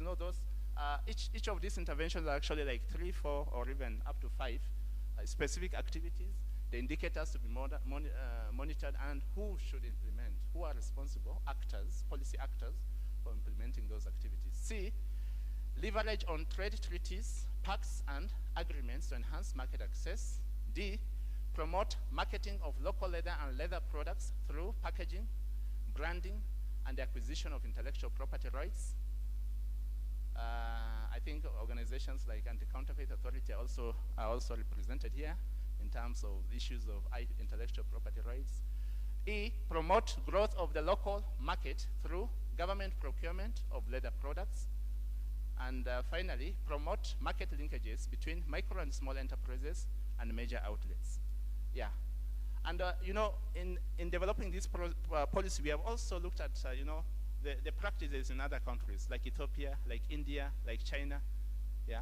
How are they, promoting access to markets, especially in terms of linking? I think Ethiopia is a good example recently in terms of what transformation can be made within the leather sector. Fourth objective, enhance infrastructure support at national and county levels throughout the leather sector value chain. Now this is a cross-cutting issue. It applies at all the 3 levels, the input level, the value addition level, as well as the market level.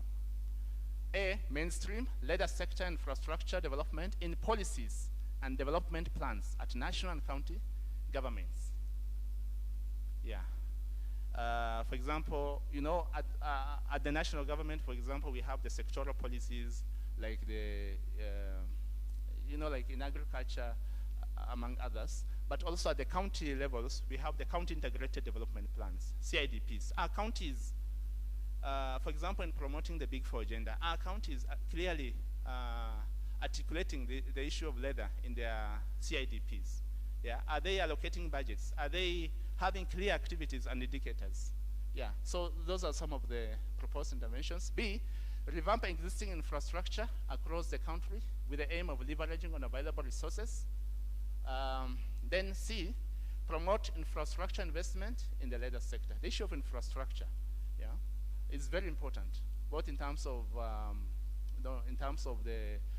the work sites, in terms of issues of treatment of effluents, yeah, in terms of common manufacturing facilities for the micro and small enterprises. The objective 5, develop and improve skills for the leather sector across the value chain. The issue of skills apply across the 3 levels, so it's a cross-cutting issue. A, The interventions proposed are A, review and develop curricula that meets the dynamic needs of the leather sector. We have to integrate these issues in our curricula within our education systems. B, establish institutional framework for technical assistance in the leather sector. C, promote investment in skills development in the leather sector. D, promote establishment and modernization of leather sector training institutions. If you look at the document which you have, there's a section which actually, which we have looked at all the, where we have mapped all the stakeholders within this leather sector, at the input level, at the value addition level, up to the market level. In terms of modernization, are these training institutions catering for the skills required at all the three levels? Then finally, establish mechanisms that promote skills and technology transfer. Yeah, how can we integrate, knowledge, technology that's even outside the country? How can we domesticate those technology?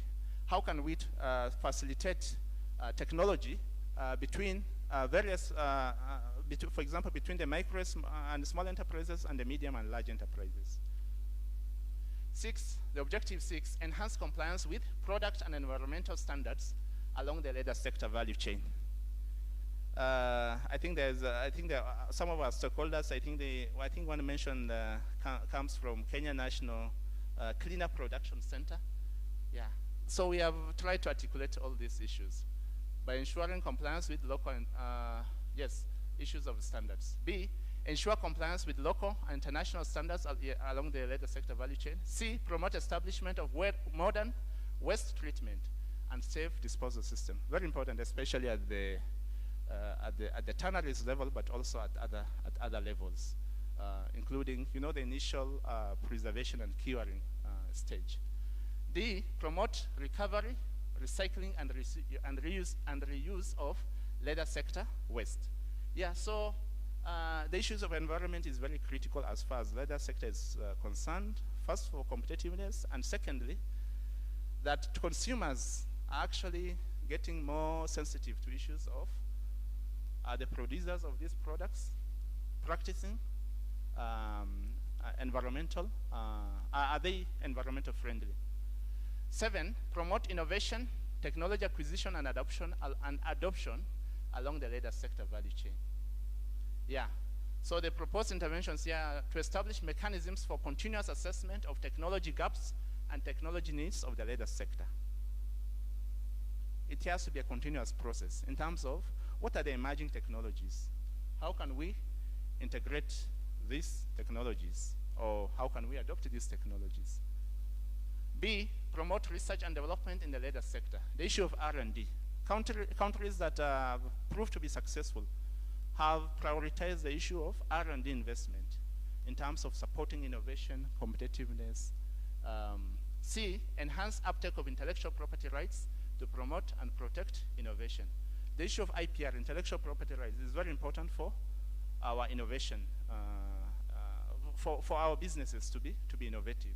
If they are not, if the issue of IPR is easily infringed, then it becomes a challenge for them to even invest in R&D to support innovation.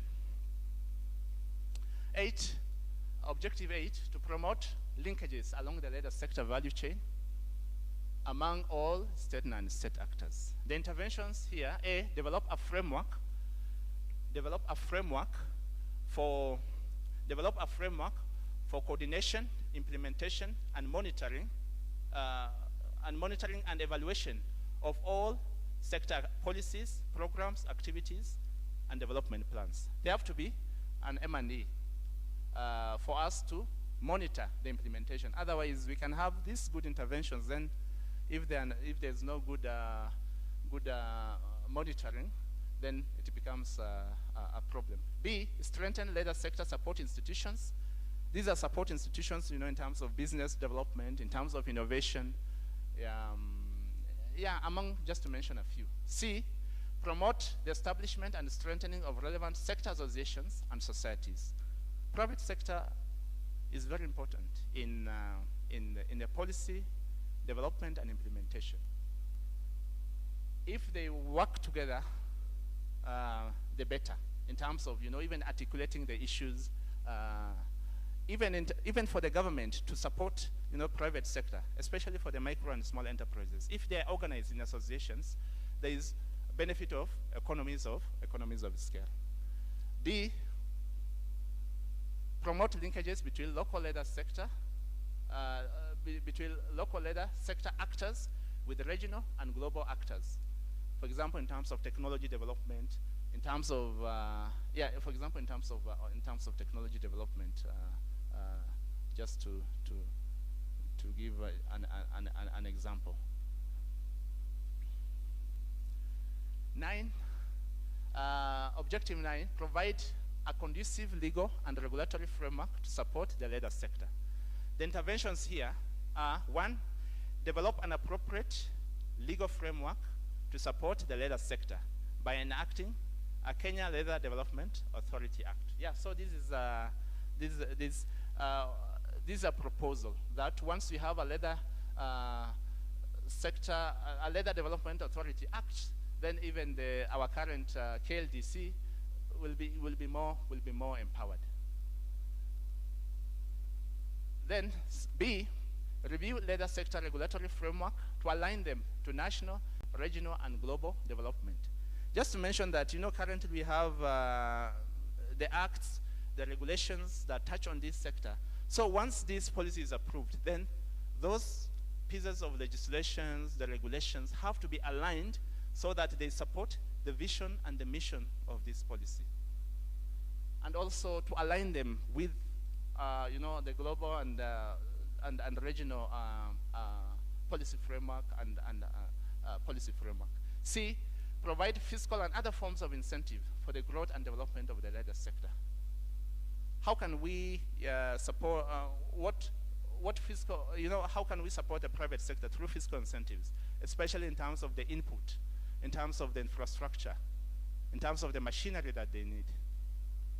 D, establish, but the details again, just to remind you, there are more details now in the implementation matrix if you go to this policy intervention. D, establish an integrated and structured awareness creation approach on laws, regulations, and incentives relevant to the leather sector. Are the stakeholders, including the private sector, are they aware of the incentives? Are they aware of the regulations? Yeah, or yes, are they aware of those? Are they aware of those issues? And perhaps if there are any hindrances through consultation, then they can be addressed. 10, this is the second last. Promote, the objective 10 is to promote participation of the special interest groups in the leather sector development. The interventions proposed here: A, promote the participation of the special interest groups in production of livestock and hides and skins from the farm level, from the livestock keeping level. Yeah. I think generally one of the challenges we have had in different forums is the issues of agriculture, issues of livestock. The youth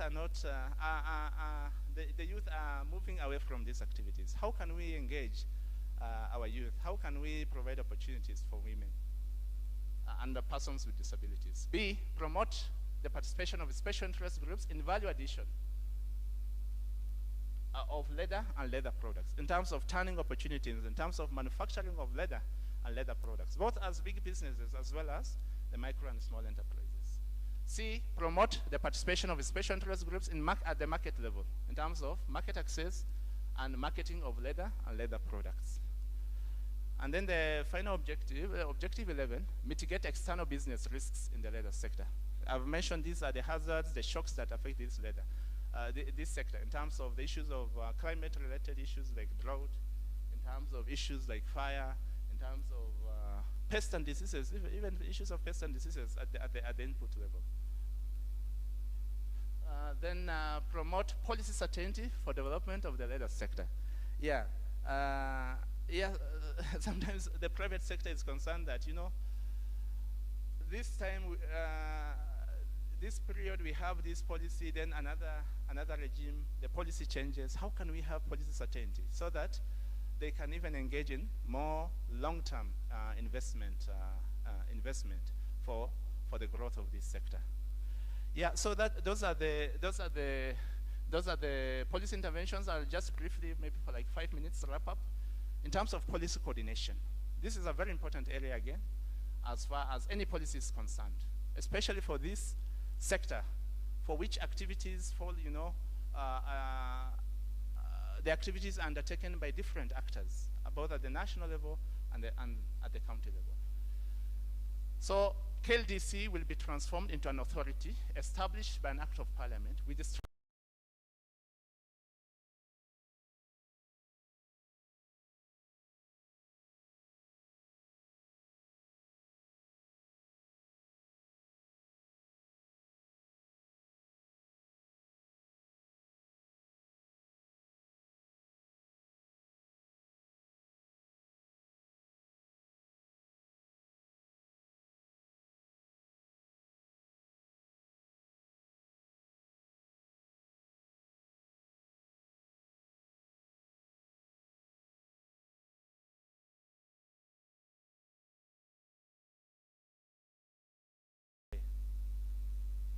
leadership in policy formulation, implementation, and M&D, Kenya Leather Development Council.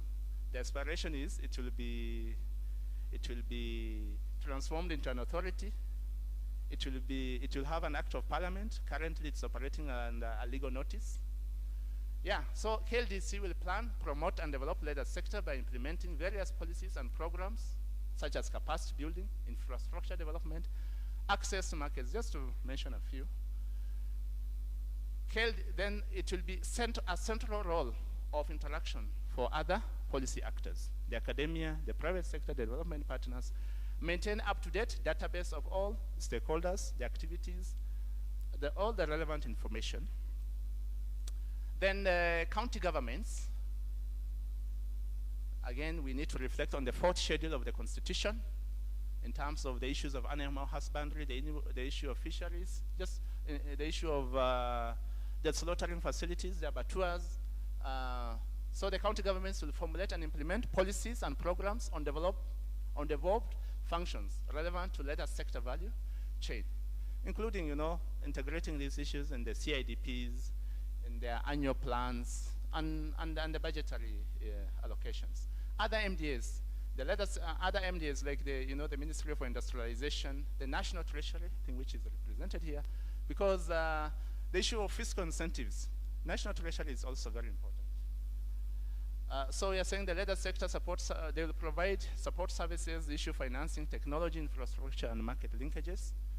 Then the private sector, who are also represented here,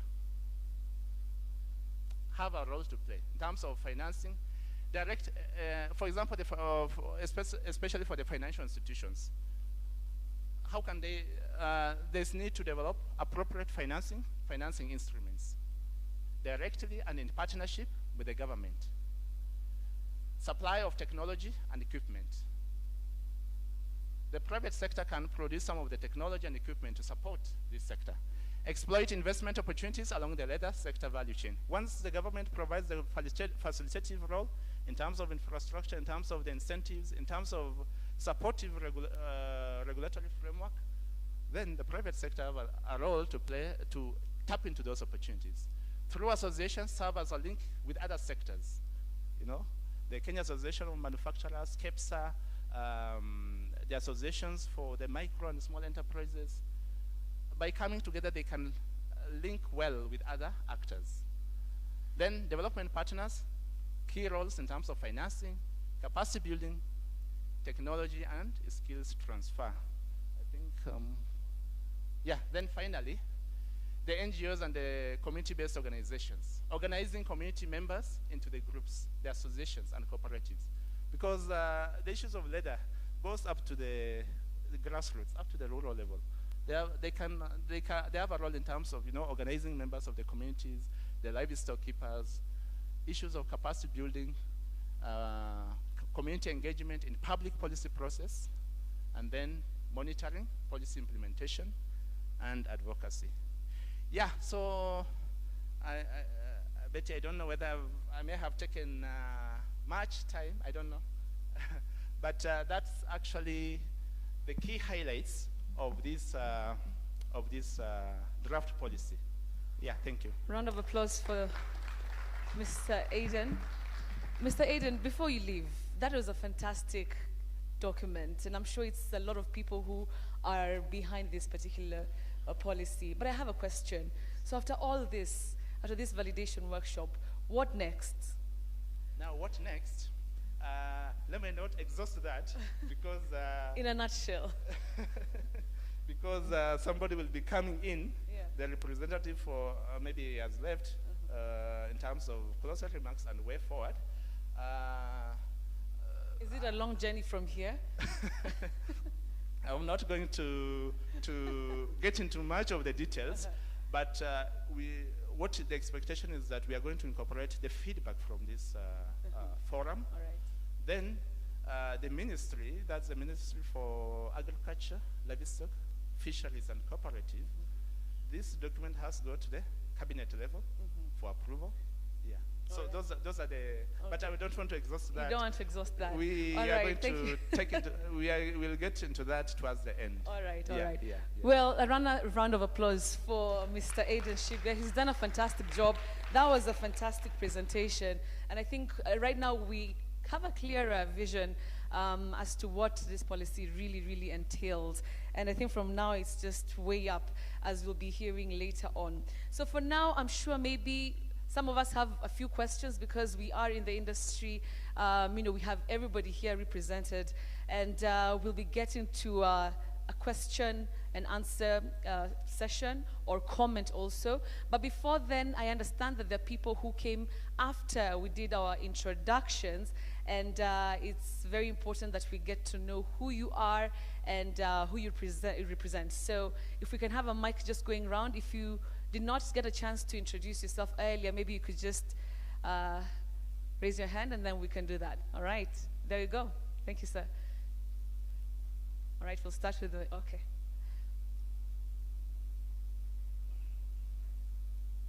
Thank you. Good afternoon. Andavala from International Trade Center. Oh, I'm coming to you, sir. I'm coming to you, sir. Madam, do you mind if you just stand up so we can see you clearly? All right, thank you. I didn't get. Oh, you want me to introduce yourself? Okay. Yes. Good afternoon. Andavala from International Trade Center. All right. Thank you. Welcome. Good afternoon. I'm Daniel Macharia Juguna from Spectrum Leather at the Industries. Allied Industries. We were operating in industry area sometimes back. We shifted, we came to Gara. Now we've moved on to other areas trying to organize ourselves. I'm an expert in this area because I was trained at Kenya Industrial Training Institute. I've been a big player since 1984 in leather industry. And I studied the pros and cons of the leather industry. And I'm happy to be here. In fact, let me say this, because I can see Moses in this policy, who is going to take us to Canaan in the leather industry. I love that. I'm happy because the Kenya Leather Development Council has come in to create a competitive advantage in this industry. We have lived for a long time without being shepherded. And imagine I was a big producer exporting. In fact, the first COP5, the environmental meeting that was at Girigiri, my company supplied the organization forwarders that went into that meeting. The one that is come from Glasgow now. Right. And I was identified by Kenya government as one of the experts in that area. But later on, because of the influx of Mitumba and the lack of strategic vision in the leather industry, having employed 65 people, I was left a lone ledger in the industry. Right. And we had come up very well Yes. because my company started from Kenya KCB Seed Investment. After training from Right. Nakuru, we were given a seed and we were able to buy Rafrin Shoe Industry that was operating in KIA in Nakuru, All right. having worked in that industry. So there is a lot of potential in this country. Yes. Thank you. If the seriousness that has been put by Kenya Leather Development Council. Thank you very much and congratulations. And thank you so much to you for Will help sharing. us. Thank you very much. Thank you very much. And we'll be keen to also just listen to what everybody else has to say. Really, we'll be taking some questions, some comments, just to hear stories like his. The next person, thank you. Thank you very much. Good afternoon. My name is Adan Murugu. I don't think at this juncture I'm supposed to make a speech. It's actually introduction. I'm coming from Nakuru County, and I'm here in the context of public participation. Thank you very much. You're welcome. Good afternoon. I'm Vincent Juma, a representative of Wasongiro South Development Authority, Tannery. And also I'm a member of KLTS. Thank you. Right, you're welcome.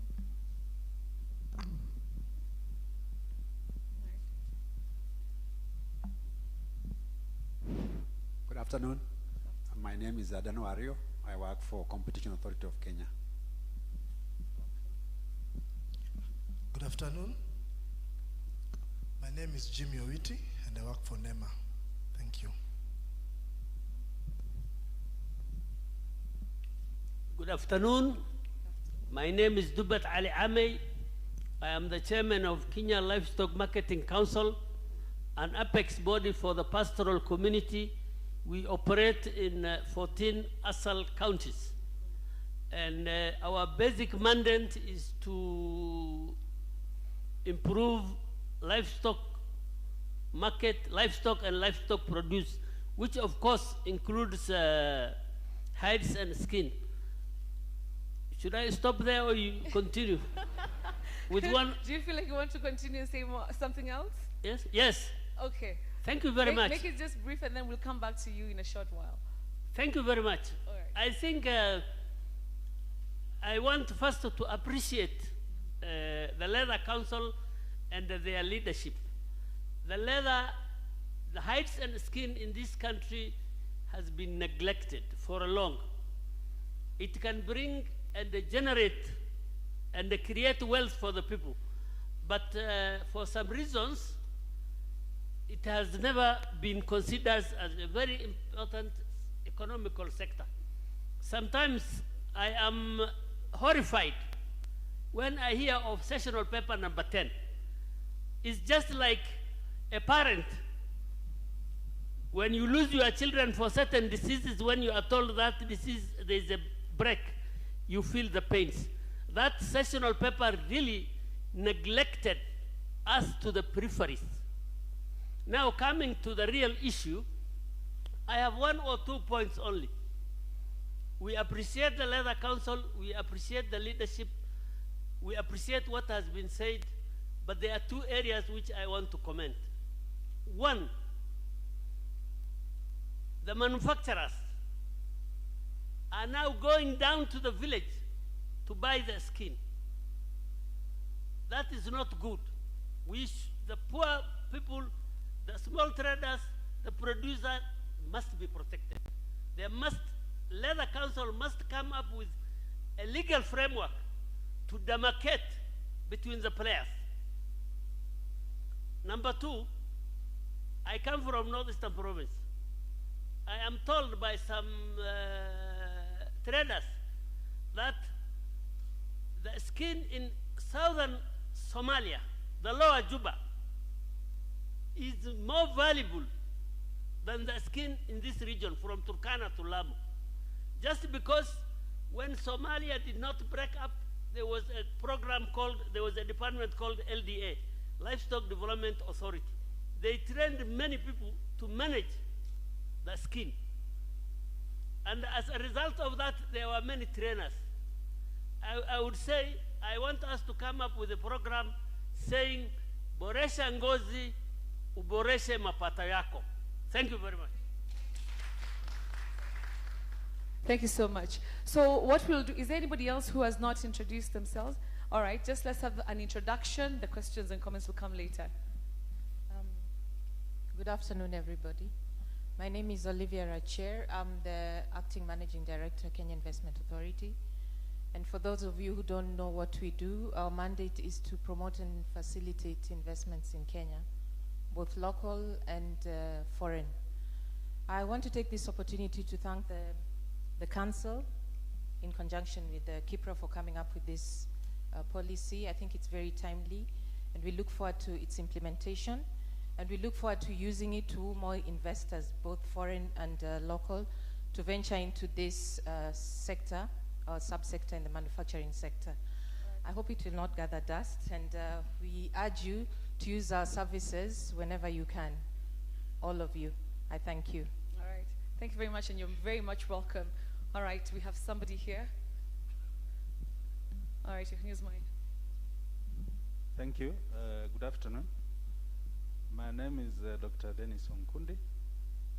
I work with the State Department for Livestock, Policy Directorate at Kilimo House. Thank you. Thank you. Oh, there's a lady. Okay, there you go. Okay, good afternoon. My name is Rufina Sakwa from Kenya Investment Authority. Thank you. All right.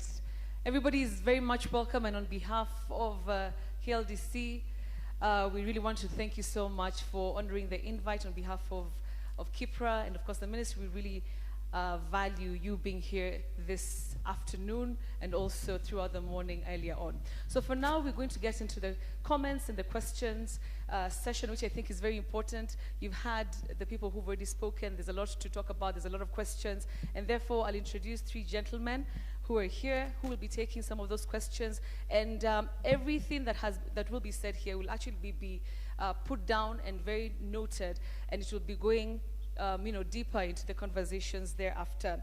So we have Dr. Moses Njenga from KIPRA. All right.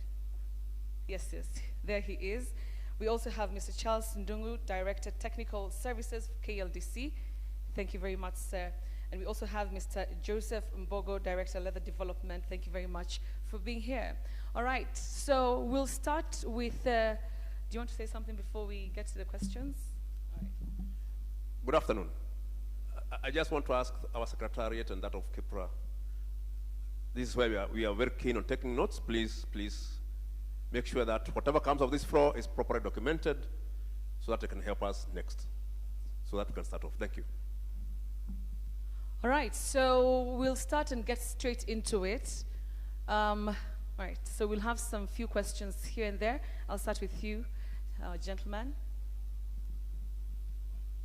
Please, let's try to make the questions as short and brief as possible so we can get many. Please, the road.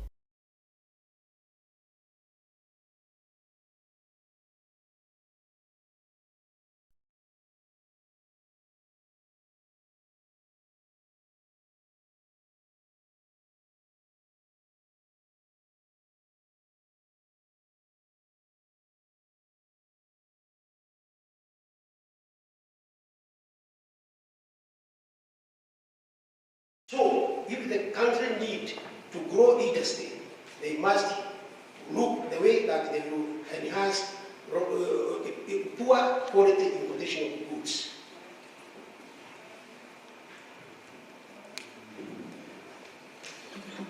All right, so we'll take a few questions and then they'll be answered at once.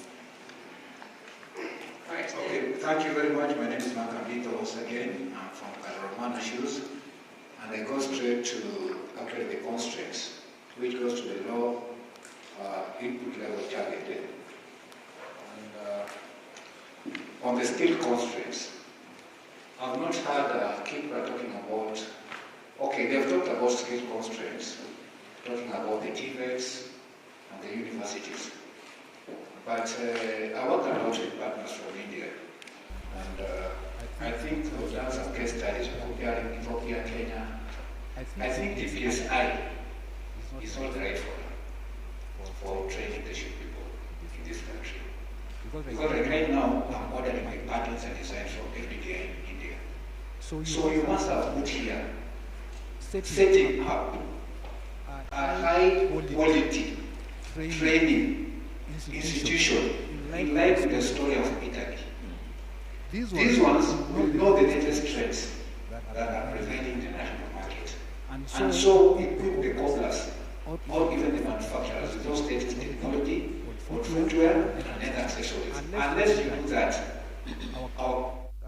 our products cannot even compete in East and Central Africa, even in the Ethiopian products. That's one question. The second question is actually in terms of the Leather Development Council itself. I'm shocked that Leather Development Council is under the Ministry of Livestock. The Council of Leather Exporters in India is under the Ministry of Commerce. For me, it's either they will have been under the Ministry of Industry or under the Ministry of Commerce, because at least there, they will actually be doing the specific things that is actually targeted for them. And on the other side is actually the composition of the Leather Development Council. I was not there when the formulation was where they are set up, but the Council of Leather Exporters of India is composed of the manufacturers themselves.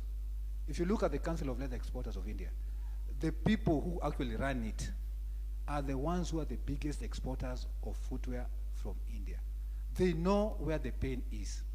They know where the constant is. They know where the opportunity is. It's not the technocrats. Technocrats will not know this sector. Thank you. All right. Thank you very much for that. All right. Thank you, sir. All right. We have two gentlemen. Okay, let's have you first. Okay.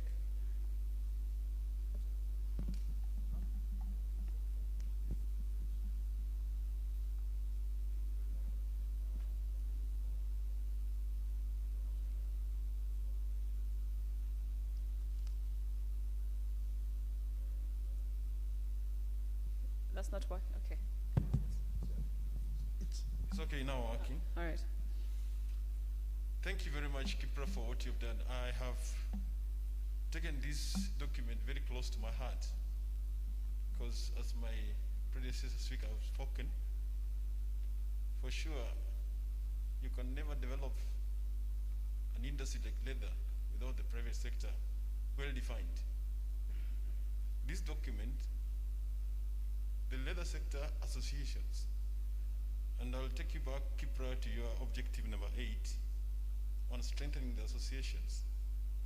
You have not mentioned not even a single association by name. And that will definitely take you back at the implementation where you will take everything to the government and they'll not be able to do anything.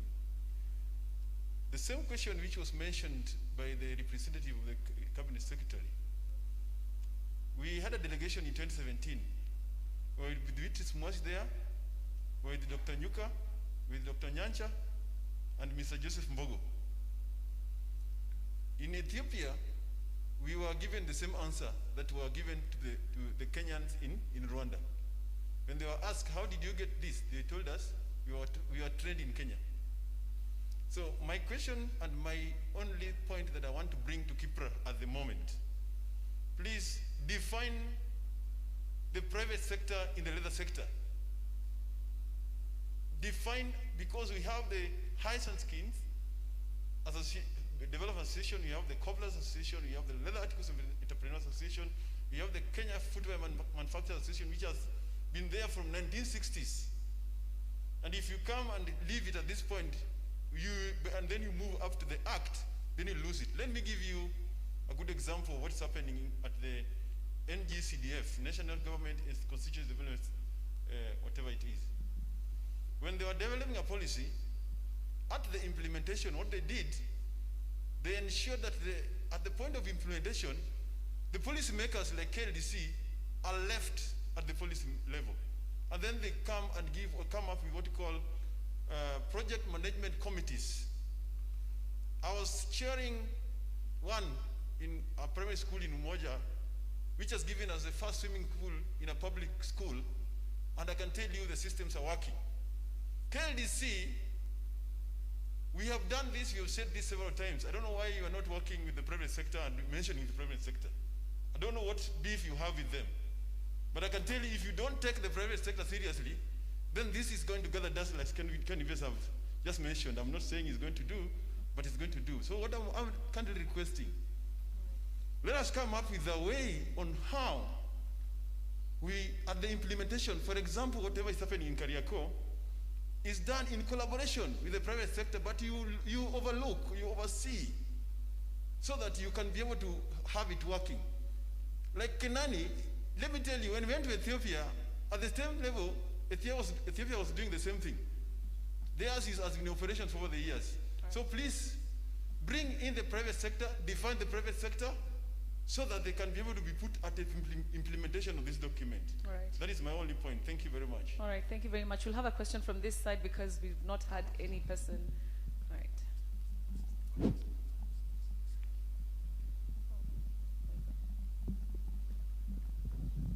Good morning once again. I can't overemphasize what my colleagues, friend from Kisumu and my colleague Maurice has said in terms of mainstreaming the role of private sector in the implementation or rollout of this particular policy. I just want to start there because let me just quickly connect with what he has said without belaboring the point. If you have the public sector institutions mentioned by name, have the private sector institutions also mentioned by name. Because it's either you're saying public and private, or if you go beyond public, private, by getting into the names, unpack the private sector. Today, in this house, we have a number of associations, and the private sector is very well structured in a manner that we even have an umbrella. It is work in progress. I expect the policymakers to enhance what is already existing. So let me go back to my points. And my point number one, I have a problem with the title. If this is a Kenya Leather Development Policy, then we are going to expect another policy that is going to touch on the other aspects of the value chain. But if this is a leather industry development policy, then us unpacked in the definition of terms, we are on the same page. So as it stands today, we are speaking about one component of our industry, or one product of our industry that only covers 5 HS codes out of about 20 HS headings in the international trade of leather and leather products. So the title is limiting. So let us unpack. We shared this before when we gave our remarks on October 2020, and if you go back to our document, you realize we said let us have a holistic view to encompassing the leather industry. So rethink the title. Second thing I want to, allow me to straight away go to now the policy statements and the objectives. So first I want to commend the fact that a lot of thorough work has been done, actually in terms of environmental analysis, getting to really get into capture the pulse of industry, that has been done.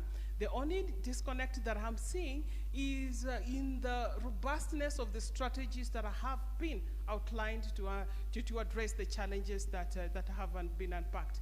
If I may, on objective number one, we are talking about promotion of sustainable supply of hides and skins. If you listen, actually, I think the environmental scan captured that, but if you listen to most players, they'll tell you the biggest challenge we have right now, we have a challenge of smuggling. Of course, quality is a big thing, but smuggling of hides and skins is such a big problem to a point, to the extent that it sometimes leads to induced damages on the hides and skins, so that then the smugglers can get hides and skins. So for me, how do we then have a strategy that caters for that? And our recommendation was, could we have a traceability system that then will be able to monitor the movement of hides and skin to curb smuggling?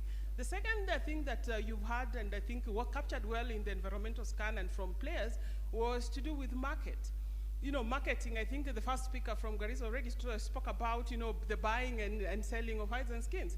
Can we have a marketing system So can we have a strategy that captures that? Number two, we are talking about product competitiveness and quality. From the environmental scan and from many other policy documents that were projected up there, we know very well that we are stuck in matters of, going up the value addition ladder. So we are stuck. So most of that is why mostly we are dealing in semi-processed leather. So nice. On that, I'll go quickly. Yes. On that one, I feel like we cannot do without an objective that caters for product diversification. Otherwise, we will be stuck. On number three, let us finally, so we can give other people. Yes, number three. Let's just also think about market diversification. We can only grow if you're moving out of the traditional market. And then on policy, I feel like on number four, we are talking about infrastructural support, and the only objective that I see there is on policy. Otherwise, the word infrastructure is repeated about 5 times without really telling us on how we're going to get the support. All right. Okay, so I have more. Maybe if time allows, yes, I'll be able to share. All right, let's have the gentleman there.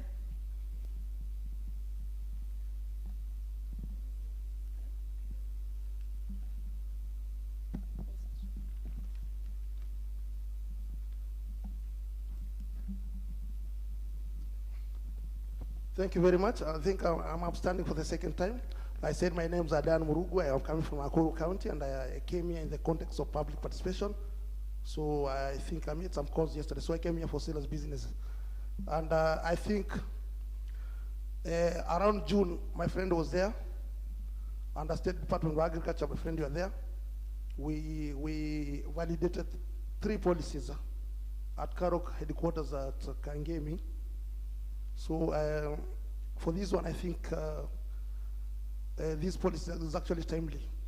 But of course, I want to agree with the sentiments of actually the people who've spoken before me.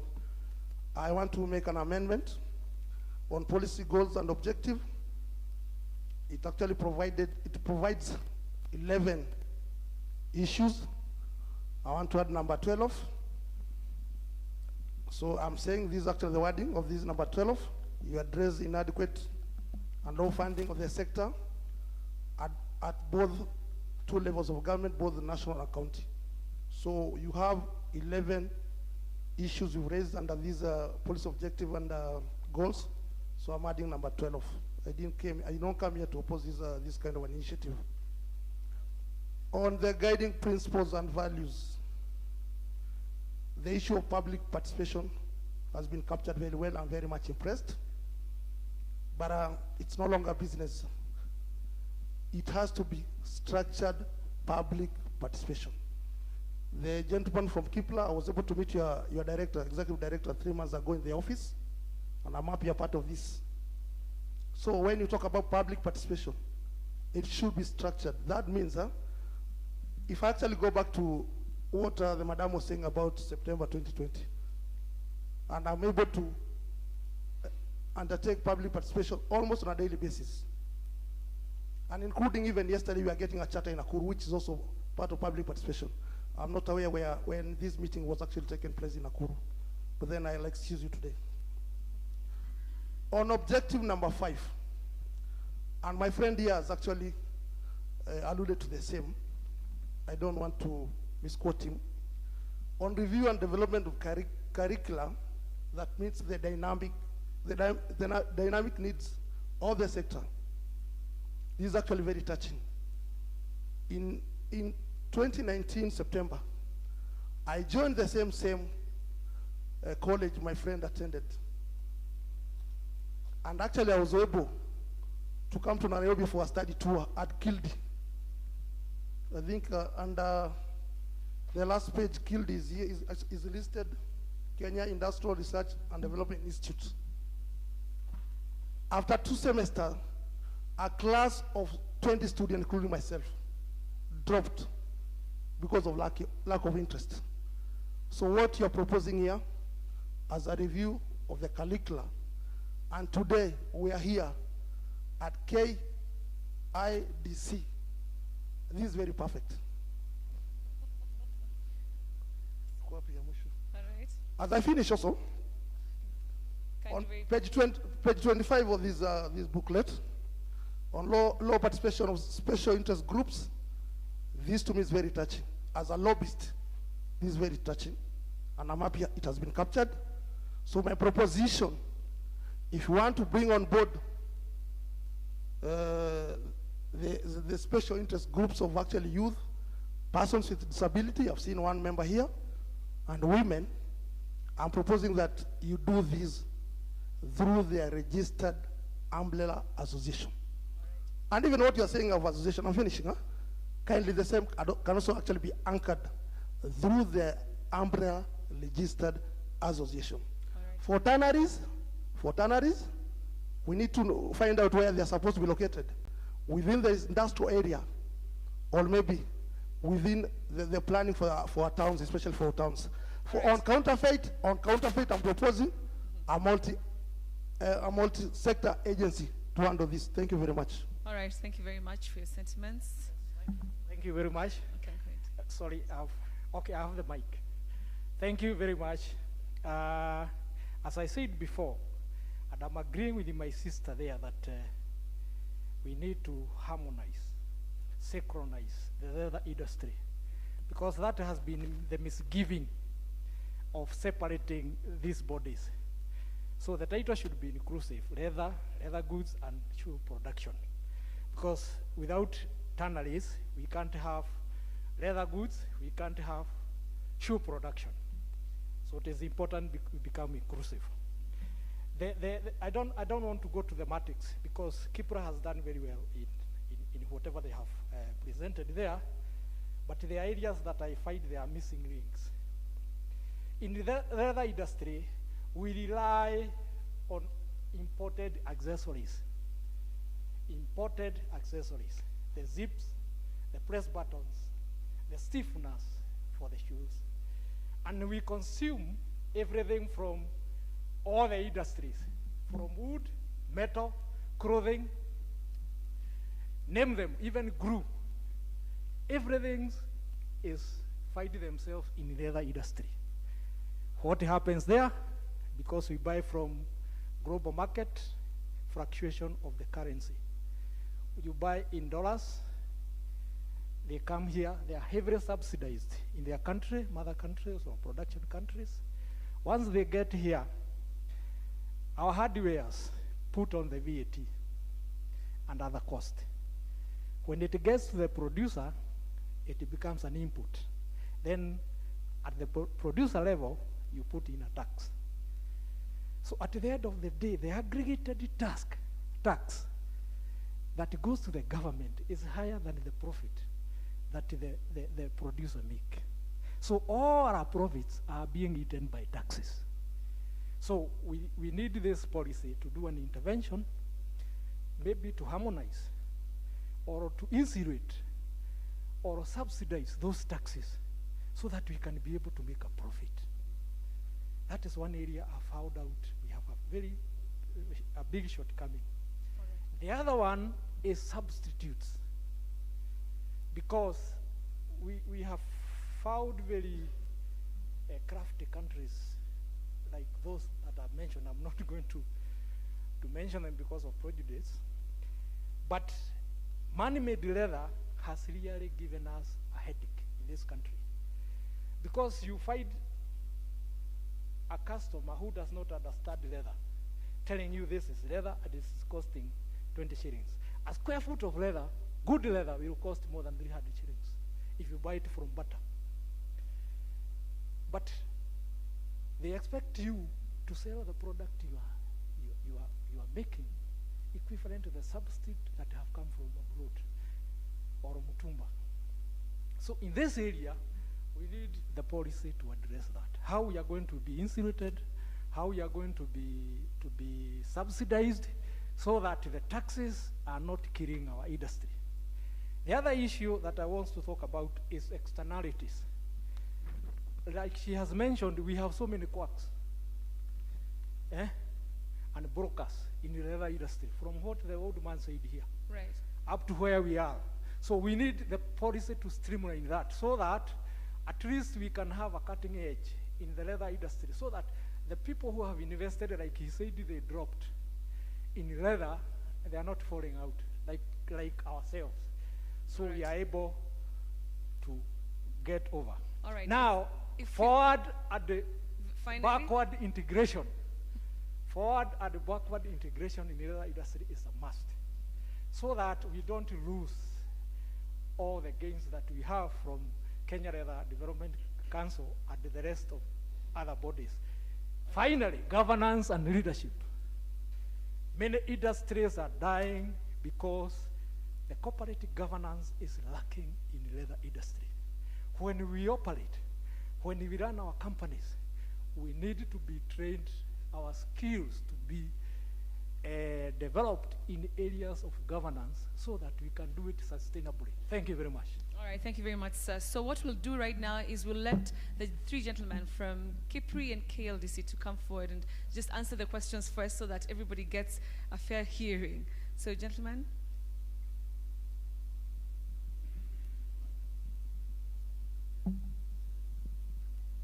Okay, thank you very much, Betty. And thank you, everybody. Once again, my name is Moses Jenga. I work for KIPRA. KIPRA is a government institution that is mandated to offer public policy advice to the government of Kenya. And when I say the government, I mean both the national and the county government. And even we work with the private sector. And our goal is to serve the people of Kenya. Everybody. That is our goal.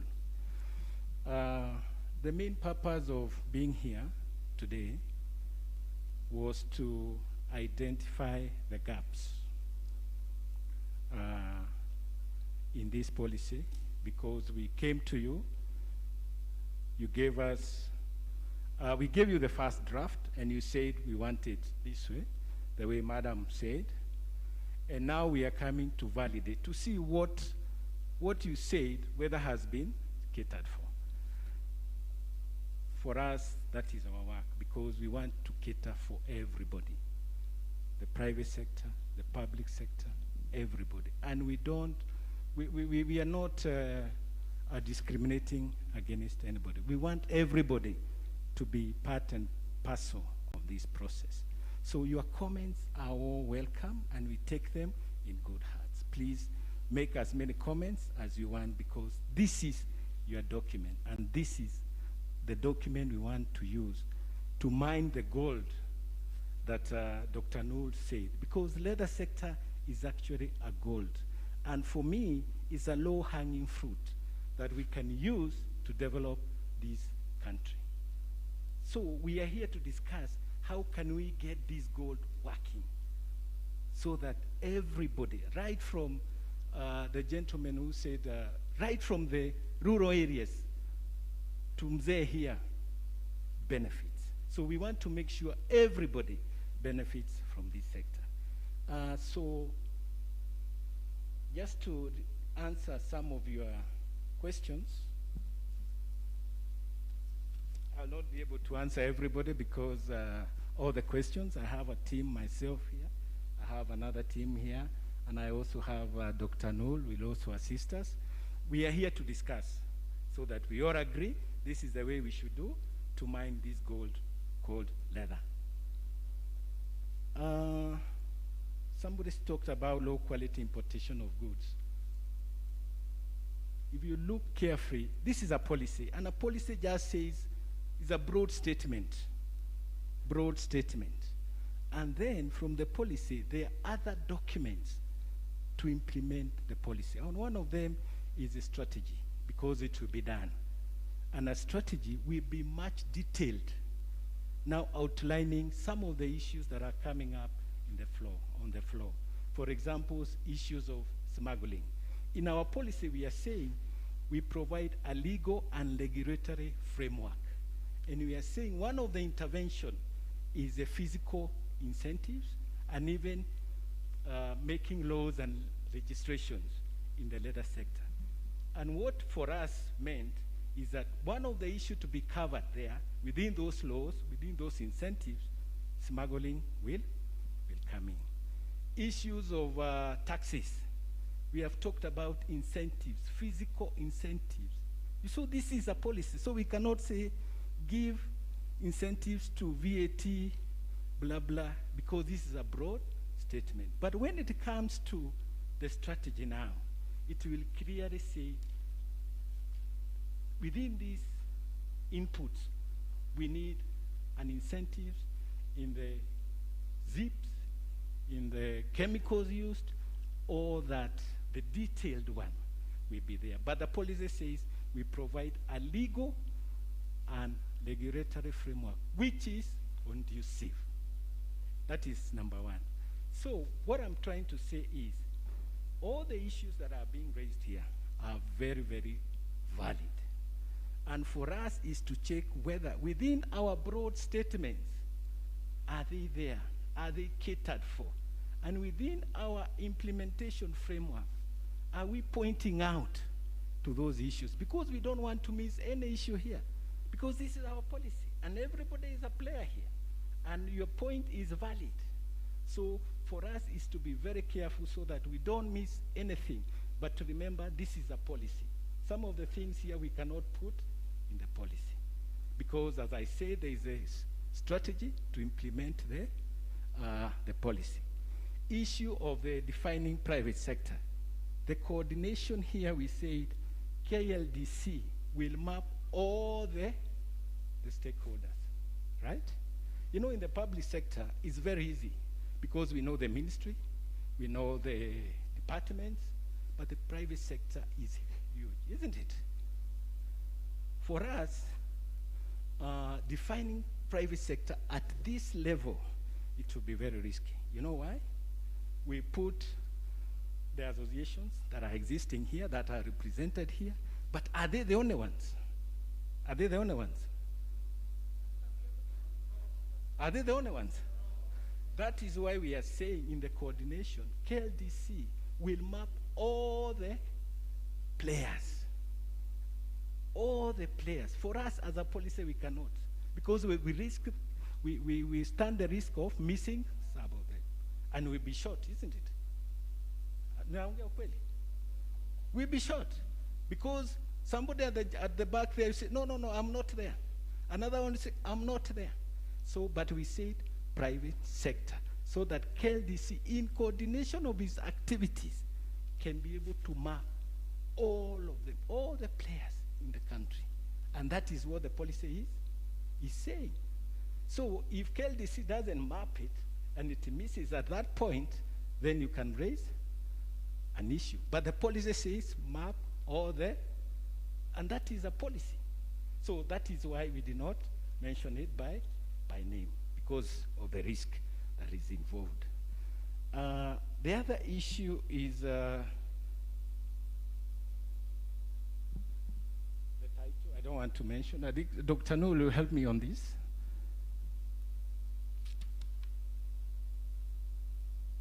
Again, product diversification. If you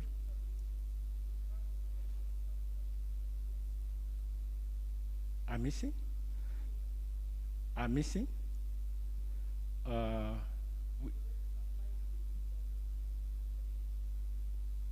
Okay, we will look at that. We are open.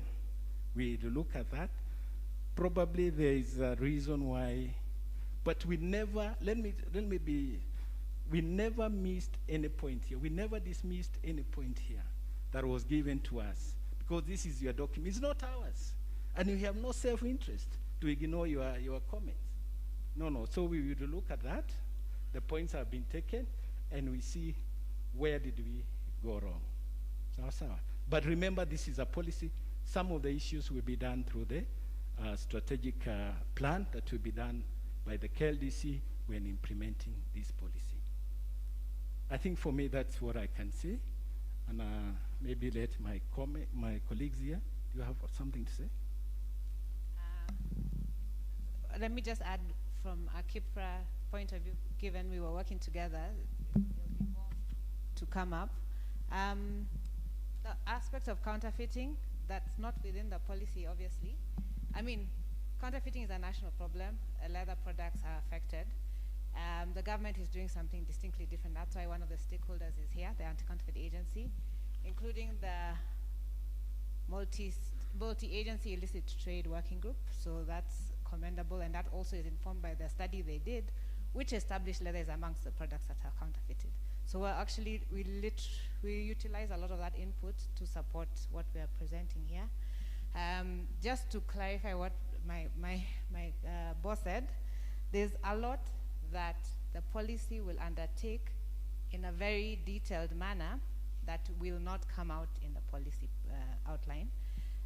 But we will make sure, and another thing I want to clarify also is that from an analytical point of view, whenever every input we got entered into a matrix and it was linked with how the issue will be addressed, because we have to be held accountable because of the, what are we calling it, structured public participation. So it's not opinionated, it's objective and it's structured.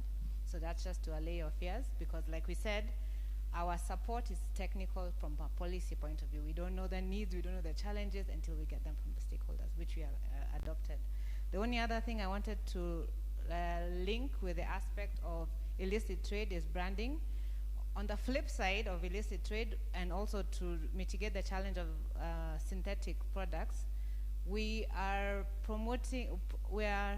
working, the policy is leveraging on the aspect of promoting innovation.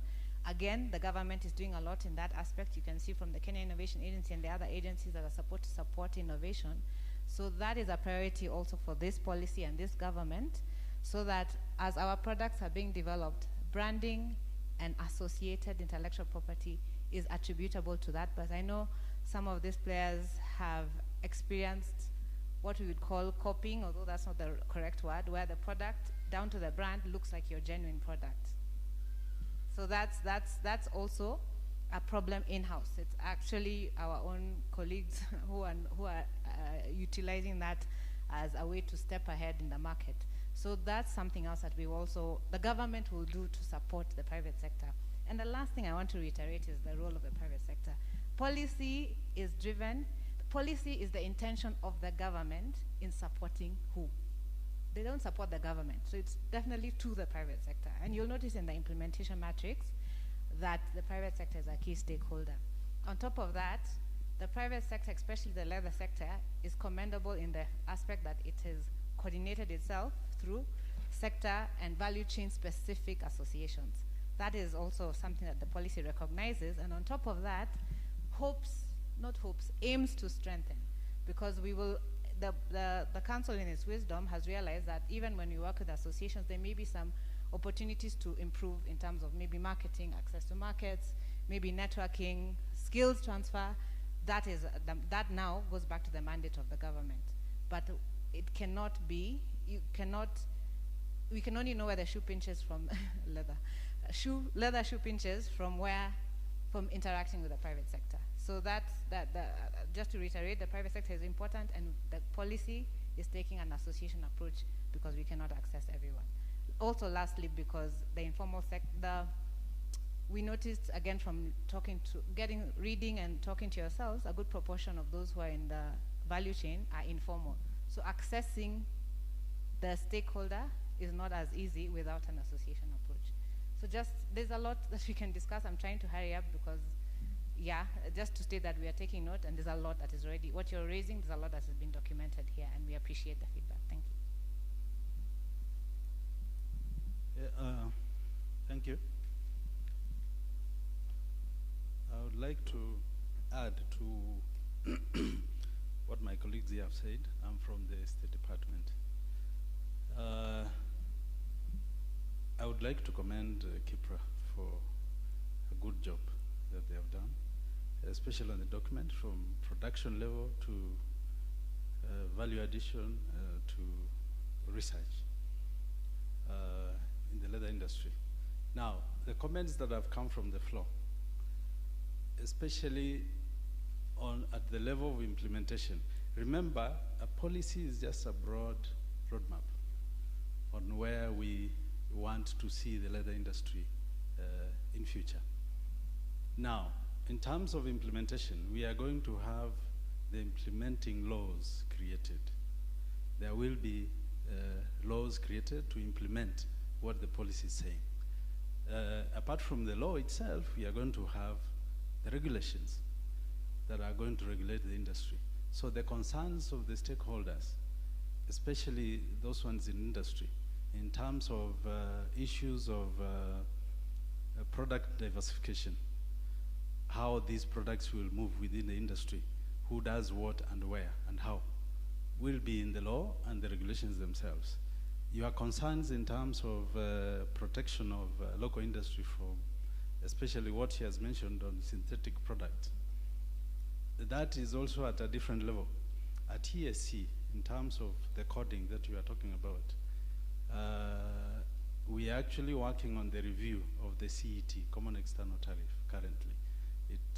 We are almost at the tail end, where we have a protection,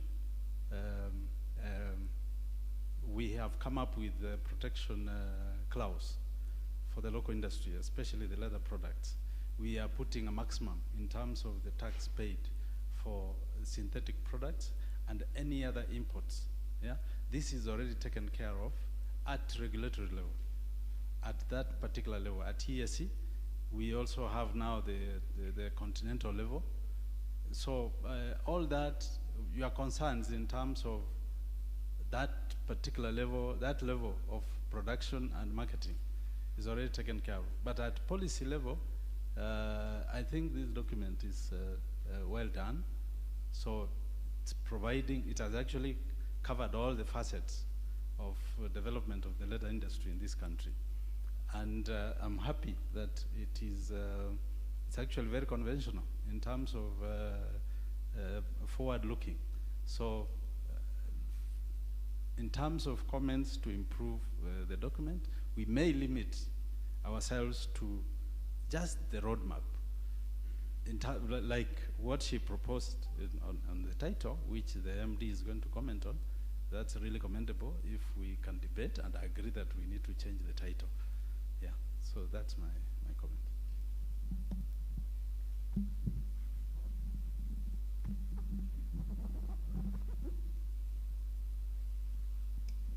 Okay.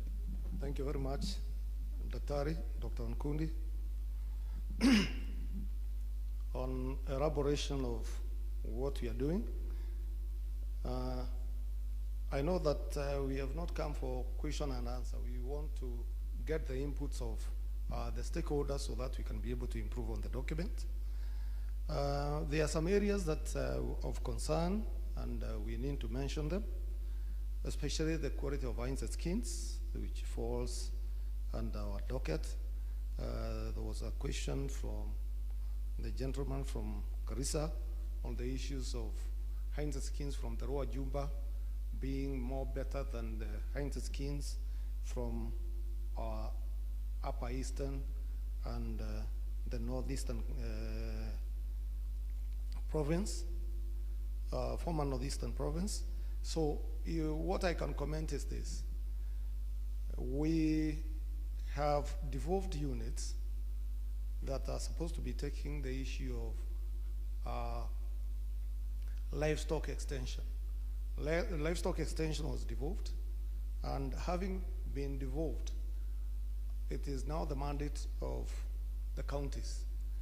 But what we are doing is that we are also now coming up to support the counties so that they can be able to improve on the quality of wines and skins, and especially at the production level.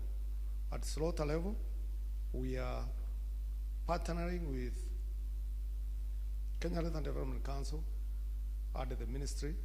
We are putting resources, though the resources are very limited, and we are now trying to come up with the capacity building in those areas.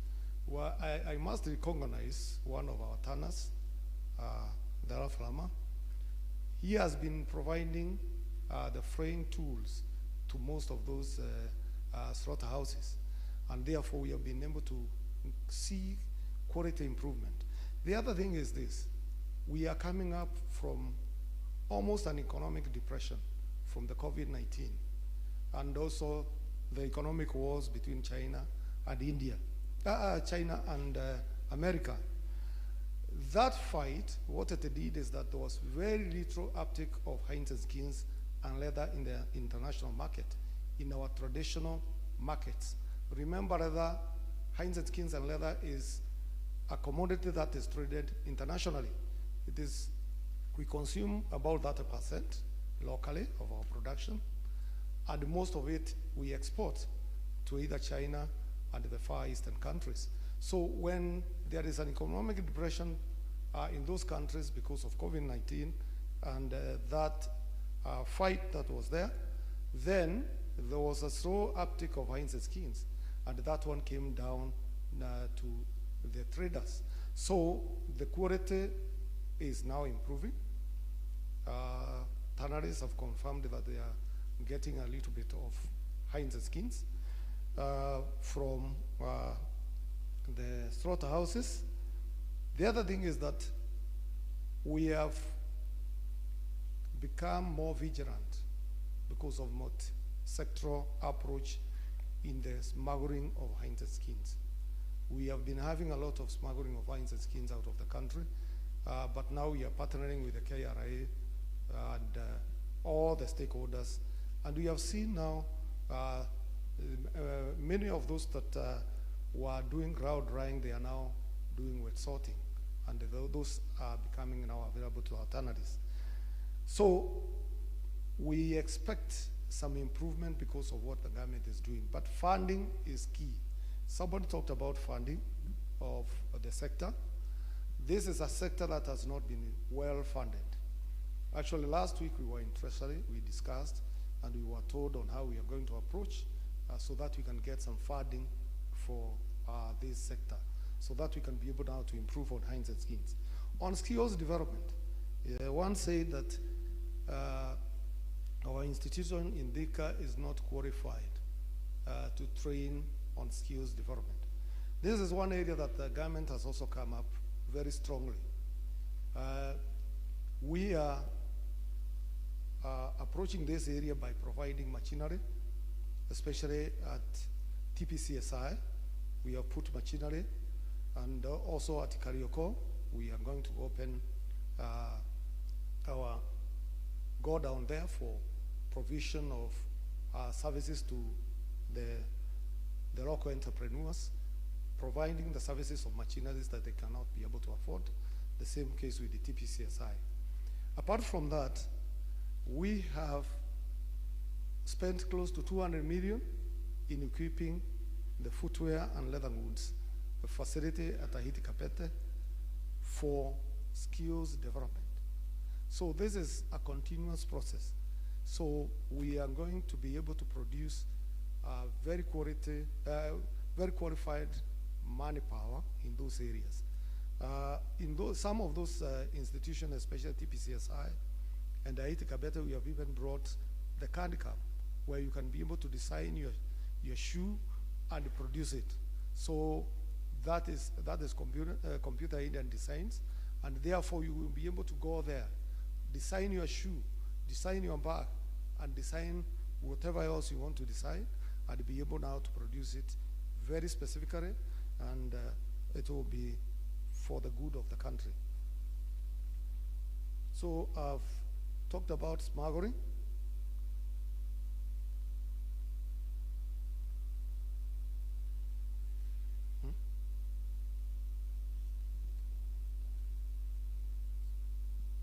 Most of the others were really comments that we are going to incorporate into our documents, into this document, for further improvement. Thank you. Thank you. I think I'll take the last 3 or 4 questions that are not answered. Briefly, I would want to open up my comments by saying, and we have heard it from the CEO, from the chair, this is the first time we are going to have a policy in the sector. What does it mean? I think for us today is we should be more keen about the spirit of the policy, even as we go down to the wording, because this is what is going to set the pace for our development. So we acknowledge, we are going to take over all your comments so that we can enrich. But I think when you look at the vision, the mission, and the scope, the spirit of the policy is very, very clear. of what we require to do, what we want to achieve.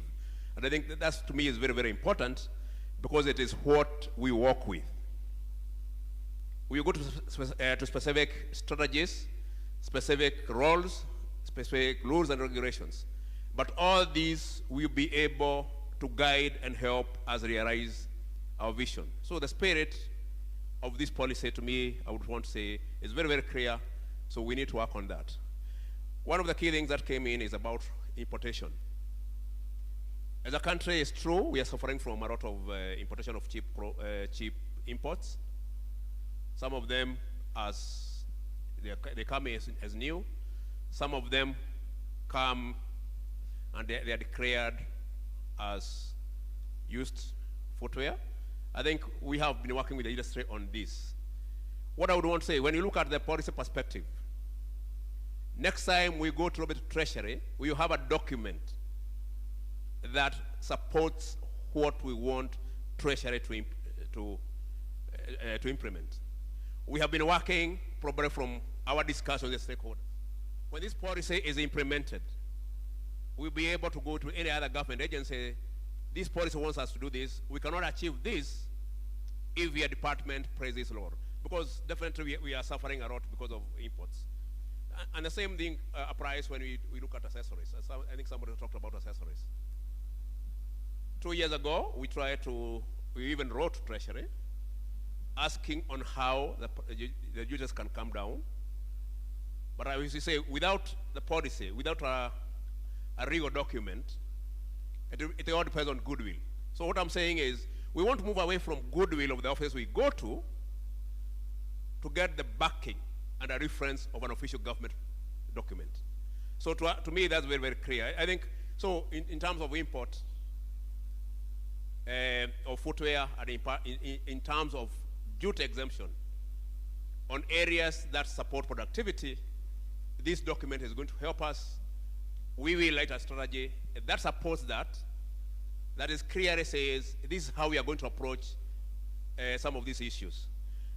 Lastly, I think the issue of counterfeit and smuggling, and Director Bogo has talked about it.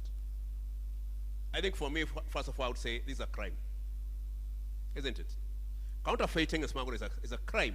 And I think what the policy should be able to tell us is to look at those government agencies and support them to fight a crime. Because we have a structure for fighting crime. So what the policy is telling us, we are suffering, the industry is suffering from these two aspects. Can we come together and share that information with the relevant agencies so that we can stop? I'm not saying we have no role to play. We have a big role to play because it is us who are in the industry. It is us who understand the industry. So it is us to initiate the cooperation with the other agencies to make sure that we are able to address that. Then there was an issue about Council of Exporters of India, and in comparison to KODC. I would want to say clearly, KODC is a government parastatal that is guided by government operations and laws and regulations. Council of Leather Exporters of India is a private sector driven that works with the government of India. So the structures are different.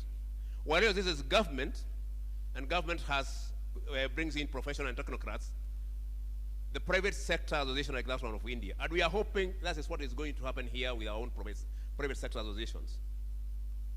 Has been able to, over years, and not only in India, if you go to Turkey, if you go to other countries that we are supposed to be competing with in terms of leather product production, they have very strong, very, very strong private sector associations that can be able to obey government directly.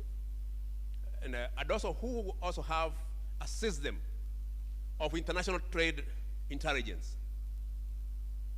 And I want to give an example of 80% duty.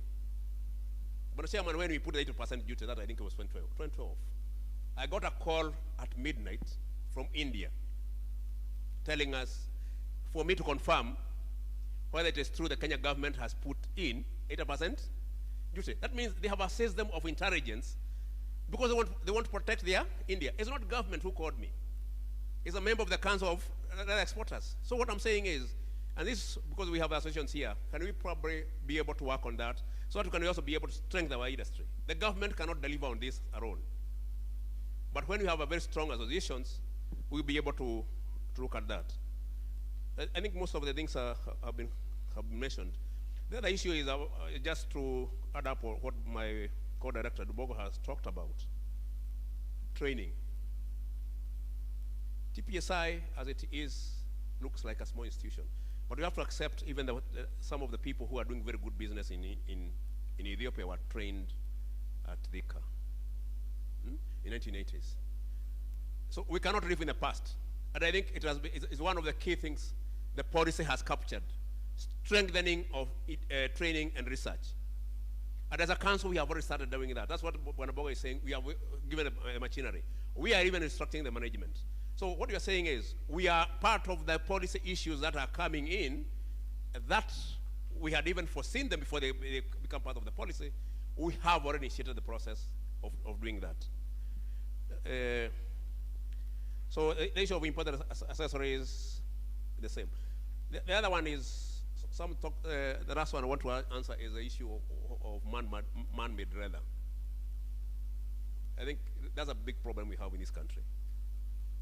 So there's nothing scientifically that can be called man-made leather. There's nothing like that. Is it a plastic or it is leather? So what we have done is we have tried to change, you call it nomenclature, Bonabogo, of international trade, that the word man-made leather should not be used.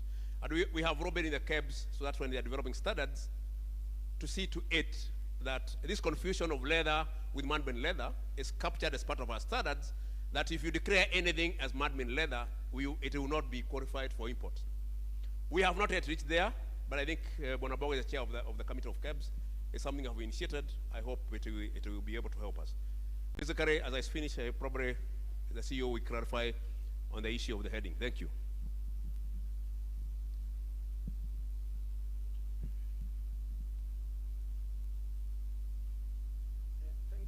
Thank you for those very significant contributions from the floor.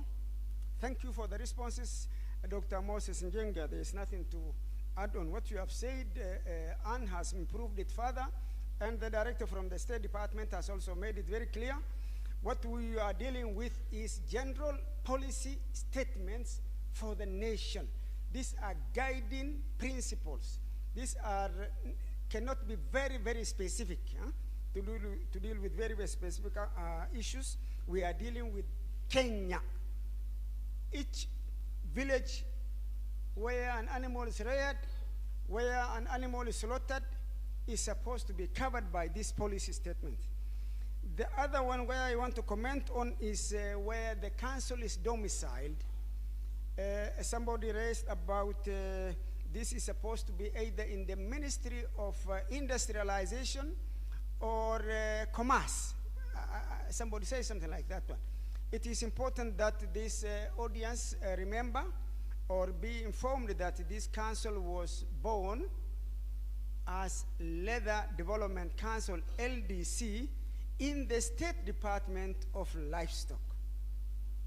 And then in 2013, it was moved to the Ministry of Industrialization and Enterprise Development in the State Department for Livestock, industrialization. And then in June 2020, after how many years, government found it again necessary to return it back home where it was born, because the people in livestock knew why they needed the Leather Development Council, which was later upgraded to a state corporation, Kenya Leather Development Council, under Cap 446 of the laws of Kenya. Why? Because during that phase, when KLDC was in the State Department of Industrialization, and the director, Leather Development, is in the State Department of Livestock, and you cannot have leather without the hides and the skins, we were not able to coordinate. So the bringing back, in its wisdom, the government decided to take the families together so that they can consolidate, harmonize their activities so that there is no hitch. So that one is very, very important for us to know. Then the most important of all is that we are working in one government approach. So whether you are in this arm, whether you are in the other arm, you are one government of the people of Kenya.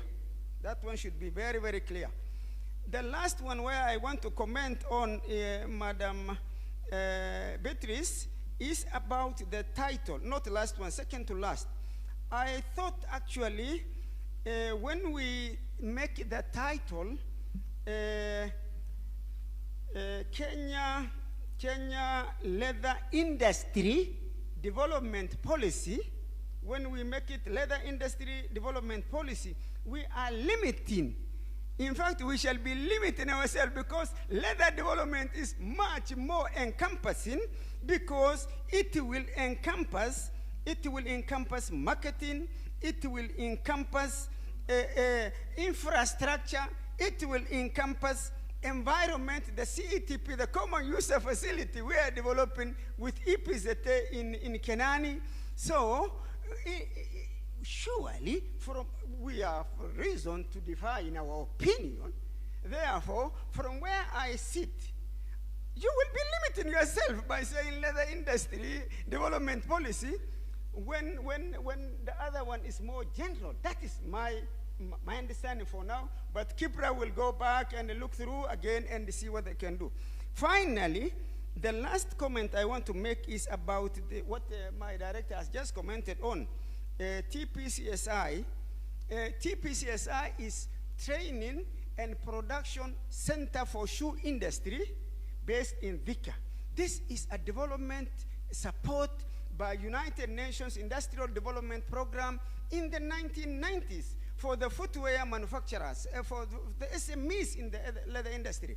And I want to report here today, and they could be seated here, the people who benefited at that time when the center was having proper funding from UNIDO are the key players in Nairobi. The something leather house, this and this leather house, this and this fashion. But then definitely when the development support ended, and then we started going down, Director Mbogo has mentioned about the limitation of funding, and therefore now the good news is that Kenya Leather Development Council has started improving, putting in more resources, put more machinery like the ones of Karioko, which will be up and running very soon. So we should be celebrating anyway. As far as TPCSI is concerned, then the other one is somebody mentioned about, yes, my brother, my senior, who has all the years experience it's yourself, yeah, I think, is it you who mentioned about FDDI? I want to report it to you here. When was it, 7th September or 7th August? When we had a meeting at Kempinski, and I had an engagement with the Indian ambassador in Kenya. Just about what, how long ago? 3 months or 2 months, okay? And the ambassador sent his team to my office, and we have made the request, and therefore we are still thinking how we can get some technical support from FDDI. FDDI is Footwear Design and Development Institute in India. Therefore, hii maneno bado tunaangalia vile tunaweza kusaidiana. Sawa? Thank you so much. Betty, maybe a few more.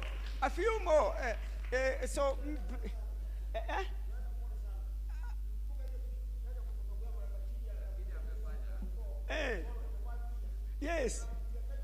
Better let them, wewe utawachia vijana wako wataendelea na hiyo kazi. Uwezi kufunga hiyo biashara. Akams shoes. My senior here, Baba, Akams shoe. Therefore, wewe na mimi tukiritaya vijana watachukua hiyo kazi.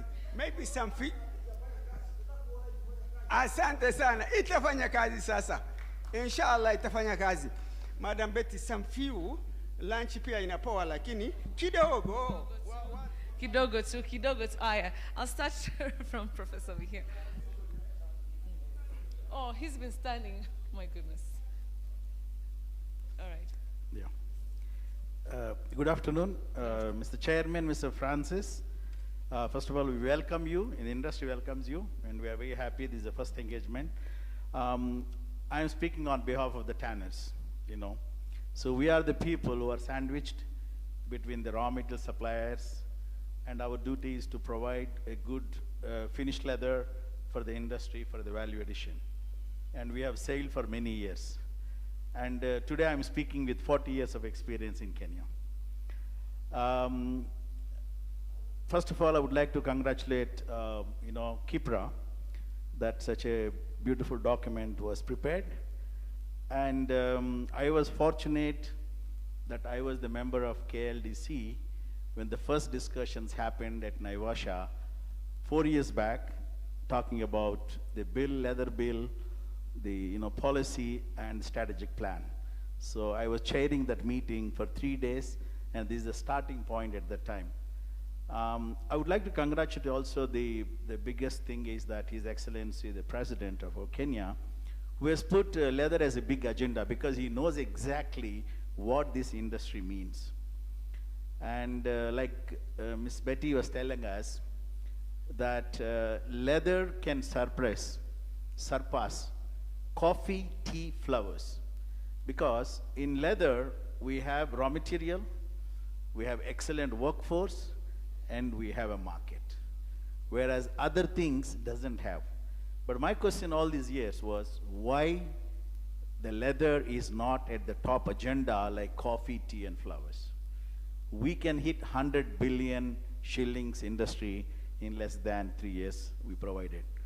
I'm very happy that I also should congratulate the Ministry of Interior, that they have shown the model where they said they are not going to import any more footwear 2 years back, and they said that they will give whoever is manufacturing footwear in this country, they have given opportunity to everybody. So last 2 years, there are 5-6 companies providing footwear for the Ministry of Interior at 35% of the cost what they used to pay.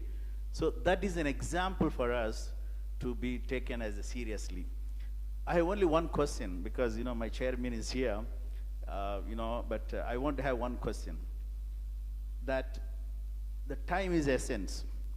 So I think you need to peg the timeline for this policy to be putting into law and implementation. If you don't have the timeline, we are going to keep on. Like for example, if I wish this policy was done 2 years back, today we could have taken a big advantage when Ethiopia is now closed, suffering.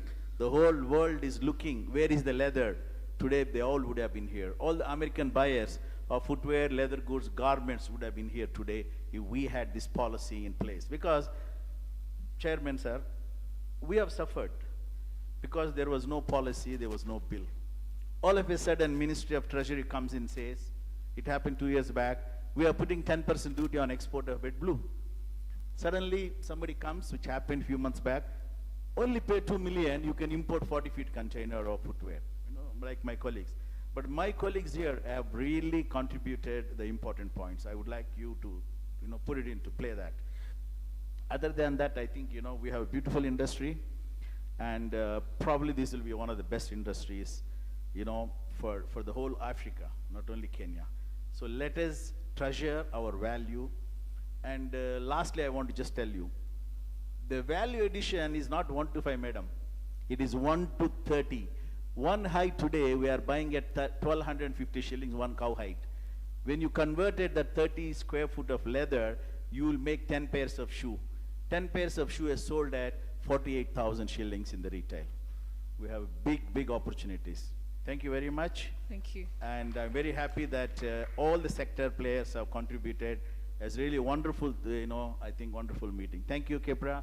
Thank you, KLDC, Mr. Chairman. Now the ball is in your courts. We are ready to work with you. Asante sana. Thank you.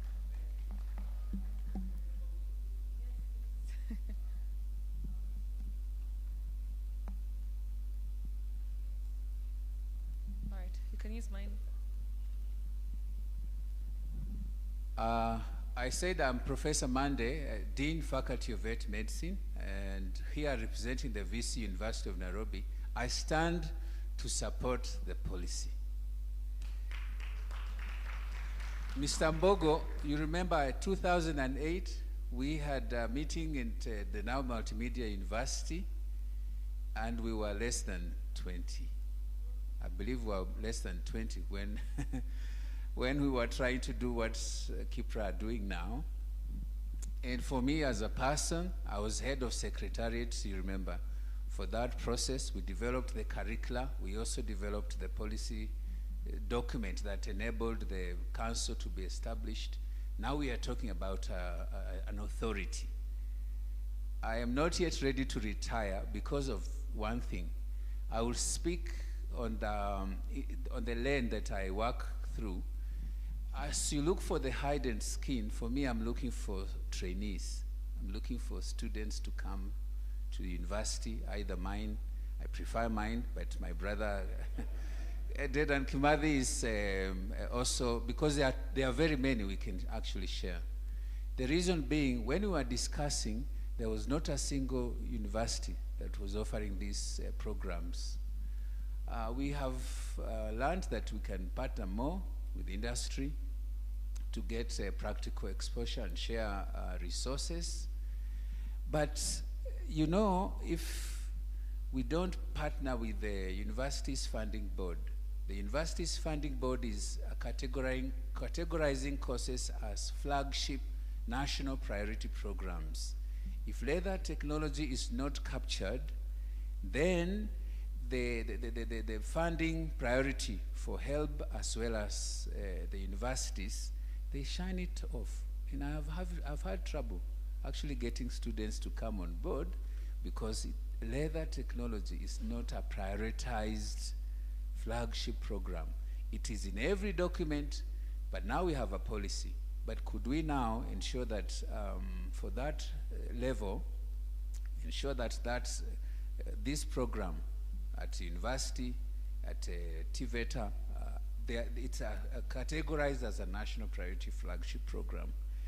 I am happy that there is a program and a framework for curricular development, and the challenges are valid in terms of relevance, in terms of scope, in terms of, you know, you can be very academic and miss the practical, but you also need the research level. So we need a policy statement that actually addresses, and I've seen that, but I would like to see something that anchors in funding framework for research. I know there is a research agenda, but the funding, it takes money to do good research in the leather sector, and I would like a statement that addresses that. If not, have it embedded in the implementation framework. The sharing of resources I like, because I would like us to go back to share resources with the industry, the tanneries. Ahiti, I don't need to build a tannery because we can work together. We are both government institutions and see how we train our, these are Kenyans we are training. Why should we charge one another for such facilities? My final input in support of this, I was excited when I saw a framework for internship. Because when you have an internship program that is anchored in policy, you go back to Treasury and say, okay, students have graduated from Dedan Kimathi, but more preferably University of Nairobi or any other that will come. They have finished the training. Can we place them on a one-year internship program? If industry is not willing to take them up, we provide a facility where they are getting an allowance, and within a short time they will actually be absorbed. My last one on this, because my value chain is the student. For you, it's the raw and hidden skin, but for me, it's the student. The student comes in, student is trained, goes through attachment at Alpha Rama, and every other place that we will have them placed. And that adds into the value of my program because I'm being judged by how many industry, I'm supposed to declare tomorrow how many of my programs have an industry attachment linked to it. So that when we do that, we are increasing the value of our trainees, and then they get internship. After that, they get recruited.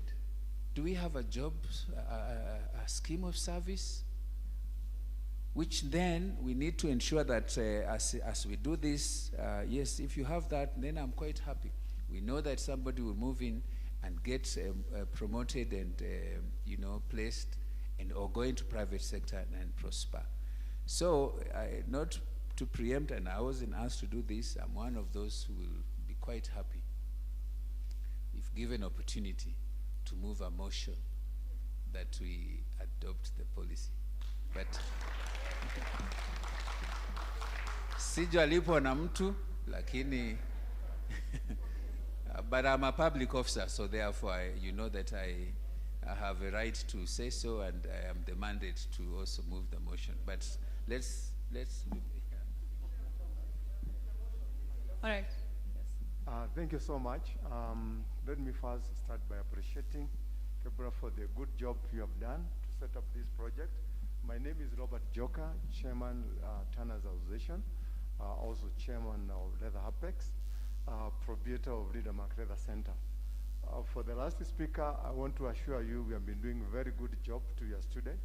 Currently, we have been having students from Nairobi University. Currently, we have one from Kimanth University. So we are giving them good attachment, and I'm very sure they give good report when they come back, actually along the value chain. The other thing I want to say, Pana Chairman, is it is good that we have got a good document. We appreciate. But the major challenge we have been having in this industry for the few years have been net. We end up coming up with a very good document to guide the industry. These are very good principle of action to be taken and where we should start. But our biggest challenge after we have the document, I think we need to look at the system of implementing. As it was said by the representative from the CS office, having a good document and implementing that document are two different things. One, the leather industry, as it was said by the CEO of KLDC, is an industry which is totally virgin, an industry which is not captured at all, in any field. And is a very, very high economical providing income industry. I being in the industry from the raw material production to a product, as it has said by my colleague here, whereby you buy a piece of Heinz of 1,000. The time it becomes to a product, you are talking about 50,000 or 60,000 shillings of the product you have made from it. So what am I trying to say? It is my humble request as we leave this hall, Chairman, let us not waste all these resources of time. If you look at these people, they left their jobs, they left their activities. Let us have, and I really appreciate, you are the first chairman in this organization. In 2011, when KLDC was started, I was one of the members of the board. And none of the chairmen went around to see what is the industry suffering from. You have done it, congratulations. And we believe this is a good sign where we are going to have the industry grow under your leadership. And we'll be saying, we are grateful. Take up, continue, implement. Thank you. All right, thank you, Chairman. Thank you. All right. My name is Dennis Obiero. I'm the secretary to the Kenya Association of Leather Technologists and Scientists. Yet still, although the concern has been partially addressed, it is important to let the developers of the policy know that a professional association is in place to check in the professionals that who are going into the market, who have been trained and so forth. So after saying that, it's important to notice that KLTS, as abbreviated, should be fully incorporated in the policy statements number 3.1, 3.5, 3.7, and 3.9. So I commend the developers. It's a good document, and it should go ahead. Thank you. All right, thank you very much. There's a gentleman. Do you have a mic? Yes, I have it. Okay, let's Sorry. start. I think mine is really to appreciate Dr. Adam of Kipra for the good presentation and for the document that they're able to present to us. That is in addition to Kenya Leather Development Council, who came up with this idea that we need to have a Kenya development policy for our country. This policy is just a policy statement. It is giving us directions on what we need to do. And this basically captures all that what we need to do as a country to develop the leather sector in this country. For me, one of the things that I've captured is about issues about value addition and infrastructure development for the leather sector, which for me is key because the CEO of Kenya Land Development Council talked about the world, how much the market is. So for me, in EPZA, it is very key because I will be able to promote the leather sector for the purpose of being exported in this country. So for me, I recommend that we adopt this document going forward. Thank you. All right, thank you very much, sir. All right, at this point, we just want to do one activity before we continue because we're seeing that many people have to leave. We just want to ask that the photographers come on stage and they can take some pictures for us as we are upstanding. Yes, yes, please. So ladies and gents, if you can just be upstanding and I'll ask for the photographers to come to the front and just take a few pictures before we continue.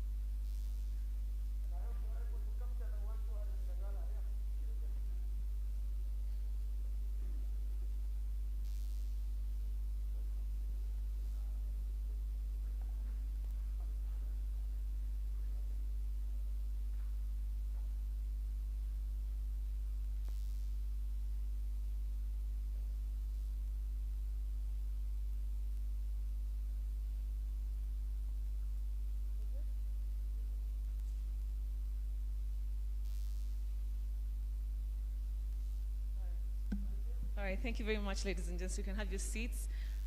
All right, so there has been a pressing question there. I think you can have the microphone and you can go ahead. I already have it. Thank you. You already have it. You're fast. It's okay. Okay, so go first. Thank you very much. My name is Abel Kamau, representing the Kenya Association of Manufacturers and the leather sector within the association. So first of all, to congratulate KLDC and KIPRA for the good work. I think one of the major problems the sector has been having is the ever-changing regulatory environment, and the policy really comes to put these piecemeal interventions which have been done previously in one document that will regulate the sector. So not to overemphasize maybe what has been spoken by my other colleagues within the sector, I think the issue of illicit trade really needs some specific focus within the policy document. Like for instance, if you go within the market right now, you'll find products that are selling way much lower than the prices of the raw materials within the market. You find instances where even new footwear is misdeclared as mitumba, and that really has a detrimental effect to what is locally manufactured within the sector. So we would like KIPRA at least to give some specific focus to the issues of illicit trade and how much that can be addressed. The other key thing which needs a focus is on the Buy Kenya, Build Kenya. I know we do have a local content policy, which has already gone through the cabinet. And for this, I think, as we also maybe give our thanks to the current regime for the 100% procurement for disciplined forces from local manufacturers, we need to ensure that this policy is continued with even after the change of regime. I think the current president has really been a pioneer of ensuring that this is done from local manufacturers, but what happens after 2022 when we have a new regime? We need to have it institutionalized within the policy. Then lastly, it's on financing. This is mostly specifically for the MSMEs within the sector. I think the Ministry of Agriculture is home to various funds, talk of the coffee fund, the tea fund, the commodities fund, and why don't we have a leather fund, at least to fund the entrepreneurs within this sector? Thank you very much. Thank you very much, sir. All right, we'll have Thank you very much for this opportunity. I think when I look at the document, it is well structured. And if you look at 245, from 245 all through to 248, the issue of professionalism should actually be enshrined and be added there. And one of the pillars that can help us improve the issue of professionalism is inclusion of Kenya Leather Research Institute. This, if we have this body, because I'm a graduate from University of Nairobi, and I'm very glad to see my dean. And immediately after graduating, I went to Alfarama a bit, then I went to Ewaso Nyiro Development South Authority. And there, I have colleagues that are training on where to go to or how to disseminate what they have in terms of research. And I have assisted quite a number of students even in designing articles, shoes, what, after taking them through leather manufacture. But eventually, they don't have where they can be based to continually practice their professional skills. This one is going to help us address one. We have in processing or value addition chain, we have what we call quality hides and skins, which is the basic raw material for leather manufacture. This is, they are going to actually provide more of modern ways of handling, pre-slaughter handling, post-slaughter handling, and of the animal and also of the raw material. This is going to improve the business. Two, we have chemicals. There are standards, and I'm also happy that the director of the DVS, Mr. Mbogo, happened to be one of my lecturers, and is very conversant with the issue of standards. So when we are talking about standards, we do not just talk about standards if we leave out chemicals, because these are the inputs that are continuously involved in the processing of the hides and skins into leather, and the cost and the quality will determine the market. We can have a poorly manufactured leather. It will not attract any money. So people will go buy articles from outside. They will still import. If we have chemicals that are, they take too long in the production chain, right, they will also attract for importation of the chemicals.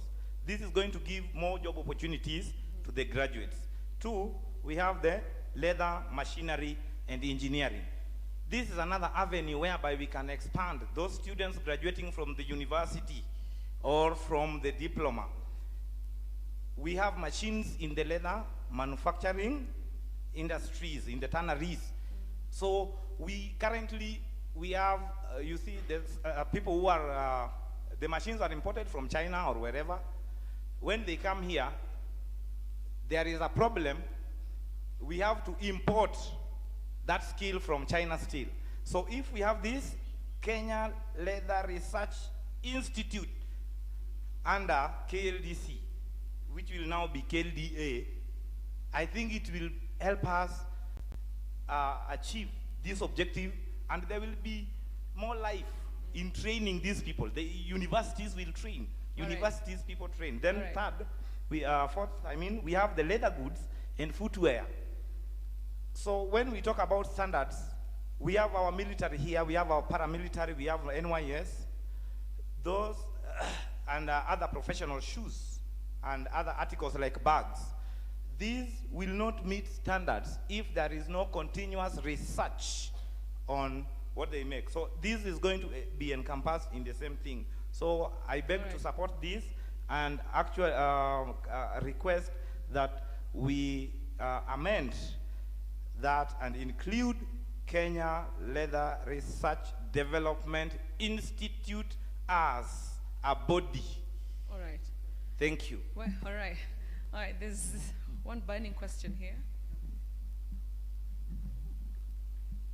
Thank you very much. My name is Mr. Abdi. I'm speaking for the second time. I am Director Leather Development and High Skin Trade in Garissa County. I've been in this sector for the last 3 decades, and I know a lot of things, and I'm the only one who knows what is missing in this sector.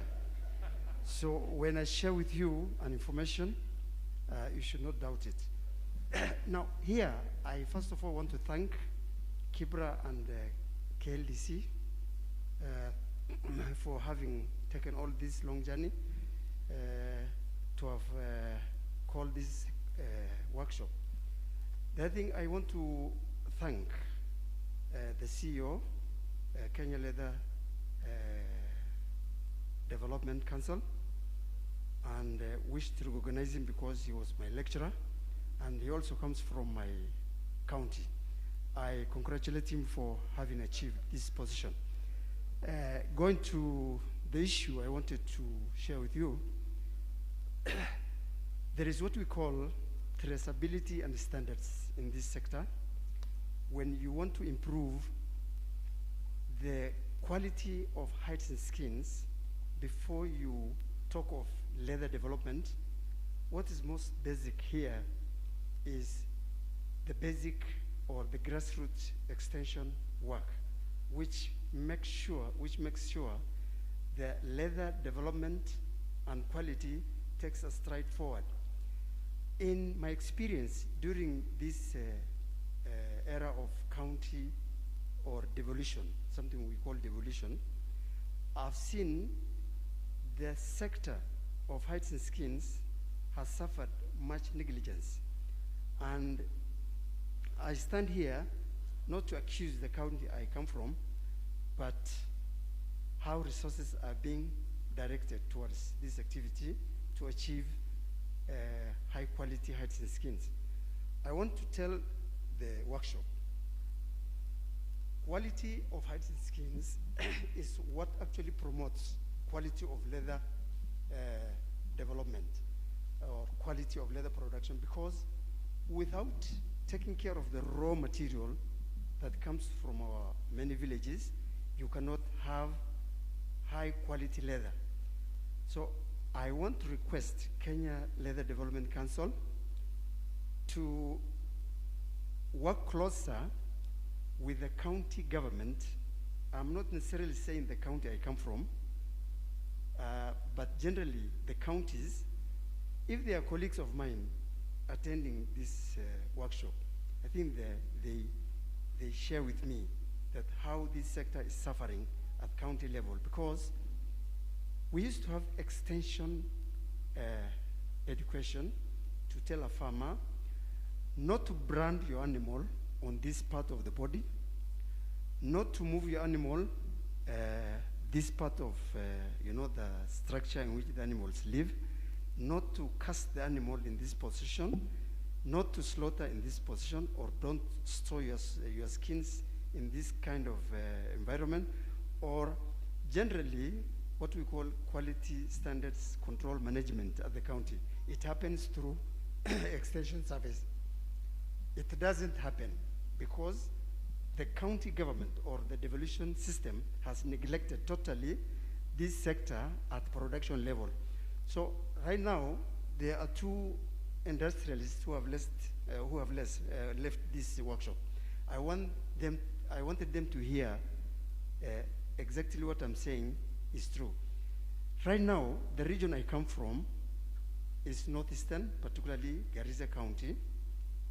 Although I know most other counties in the frontiers suffer from the same, the production that is happening there is not acceptable at any tannery in Nairobi because of low quality.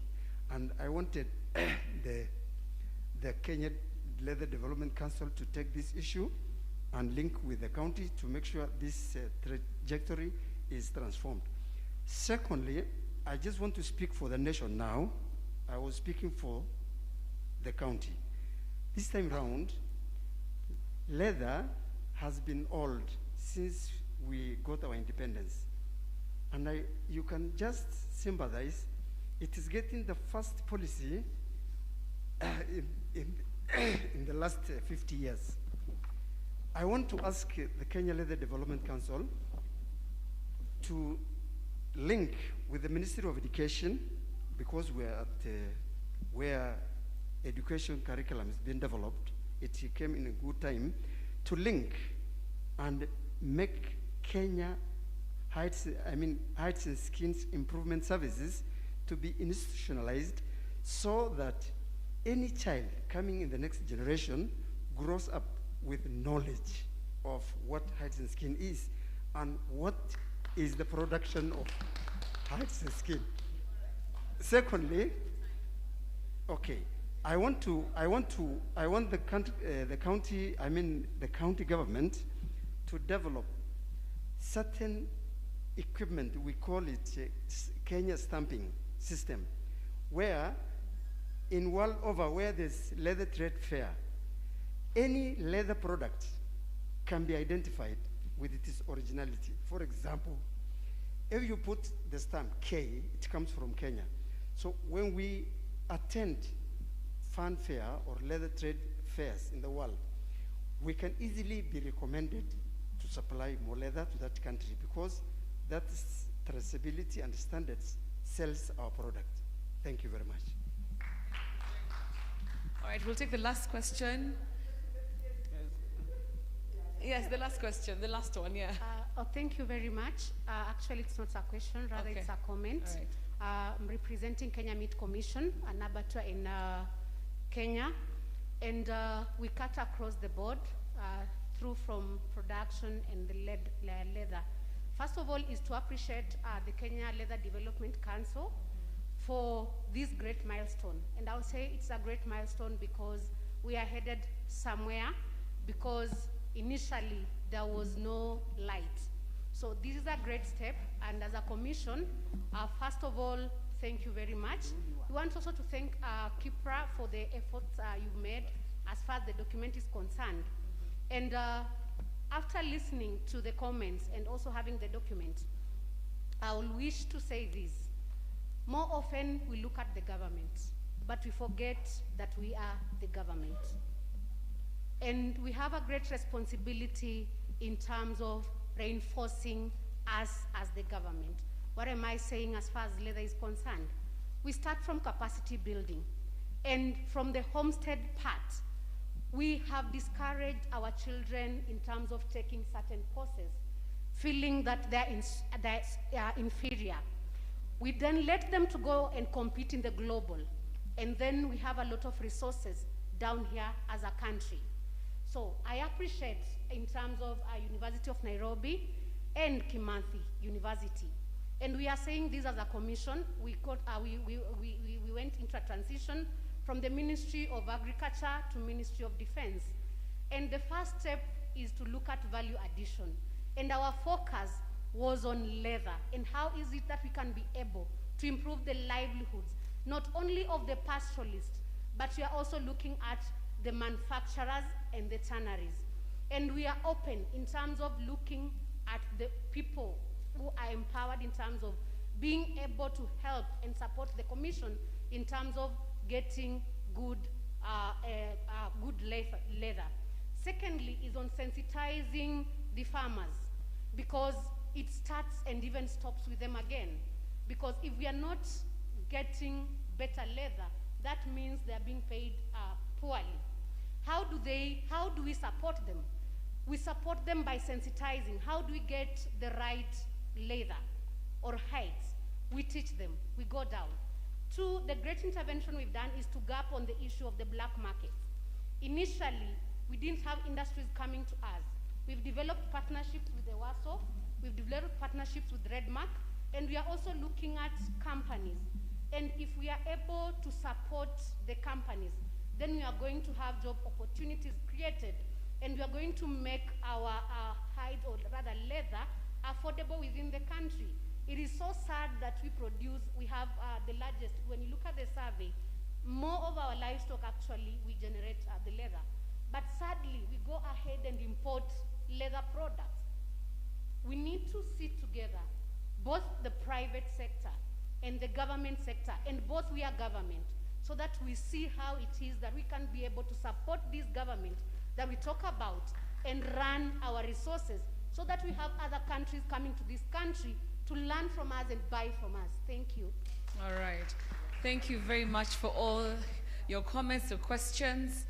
We have run out of time, and I'll just call for the last remarks. I'll start with Mr. Charles Ndungu, who's the Director of Technical Services, KLDC. Thank you. I think, like Madam MC have just said, we are just concluding, and I just want to say one or two things. One is, as we conclude this process, let's accept we have two critical facts we have in this country. We have a raw material base of over 70 million livestock. And we have a market of 50 million people. So we should look at this policy as a way how it will link the raw material to the market. And I think if we take this opportunity and each at our own level is able to get his role in this policy, then we have done what we want to do. You can only explain somebody what you can see, the extent of where your eyes can see. This policy is trying to help us to see the bigger picture and see further for the industry. And so it is important for each one of us, whether in government or in private sector, to take up the role and see what we have to do. And finally, I want to comment about two things. We have talked about private sector associations. We acknowledge they are our greatest partners, and the policy calls for their strengthening. Those of us who are in the industry, can we look at what role we are playing, which associations are we in, and what are our aspirations? Because that's the only way. It's only you people in the industry who can be able to strengthen your own associations. The government cannot strengthen your associations. It can give you a platform, but it is you as the industry owners. I always say, for every 1 million shillings the government puts in government, the industry puts probably 20 million. We will give you a road, but it's for you to buy machinery, to employ and build. So it is for you to take up the challenge of associations, strengthen them, and then create proper partnerships with government agencies, and we move forward. And lastly, someone talked about professional associations. Professional associations are driven by the professionalism with their membership. Can the professional association be visible? Can they play their role? And then we acknowledge them, we work with them. I think as a council, we are ready to bring on board everybody. Whatever you do, as long as you are adding value to assist them. And the vision is, can we make this country a leather and other products manufacturing hub? If we're able to do that, then I think the industry will move on, and we'll be able to create jobs for our own people. I had my CEO say when he moves out with Mr. Akam, our children will have come to. This forum raised a foundation for those of us of Daktari's age and mine to leave a legacy and a platform for our children to move on. This is not an industry that is dying with us. It is not an industry that you add if Akam is not making shoes. Let's become very professional about what we do. And lastly, because we are aiming to be international competitive, let us realize one thing. The second phase of industrialization has ended with the discovery of steam engine and the equipment. The second phase of industrialization is with us, and that's about machinery and equipment. The third phase, and we don't have to reinvent the wheel. Any country that wants to become international competitive has to work on its own efficiency and competitiveness. Everything else we can talk about will not add value. If we cannot be able to be competitive in our pricing, in our quality, then even having a policy or even having a bill, we don't develop this country. So my request, as I finalize, and I want to give Jenga a chance to say something, then Dr. will come and close, is let us look at our operations. Let us look at our waste systems. Let us look what is it that we can recover, where we can be able to improve so that we become competitive. If we become national competitive, we will move to the next level and become international competitive. Fortunately, I think we have just come from a trip with my CEO from India. And one of the things I would want to share with this forum is we and India are at the same level. But they are growing faster than us because they have confidence in their systems. We went to a place where they are fabricating machines, and I know those machines can be fabricated somewhere in Kamkunji, but they have confidence in their system. So when we call about is precision science, they are able to implement it. So my final call is, let's take our role seriously. Let us look at the areas that we can improve on. Let the government give the infrastructure and support through your associations and your interactions, but please let every one of us play his role. Thank you. Bwana Jenga, you have the floor. Thank you. Thank you. Thank you very much. I'm a trained economist, and what we struggle with in our field is the issue of scarce resources. And one of the resources we have is time. Time is scarce, and that's why Betty has closed the session, because we don't have the luxury of time. However, it would have been our pleasure to continue listening to you because of the good inputs and the comments you're giving us, but time does not allow, and we have to move to other activities. We are, however, open, Daktari, to your submission of comments, maybe through the Secretariat. Maybe we can organize that, because we don't want to miss your valuable comments. This document is just the beginning. This is the first one. And a policy is a live document. It must speak to the ground. It must speak to the players. So this is the first one, and we all know nothing is perfect. There is always room for improvement, right? We can spend here 24 hours, but still find that document room for improvement. And what we are seeing in this policy is that in every 5 years, it should be reviewed. All stakeholders should be called and give more inputs to make the document really speak to the ground. So it's not a static document. That's how a policy should be reviewed after every 5 years, so that new emerging issues from the sector are captured.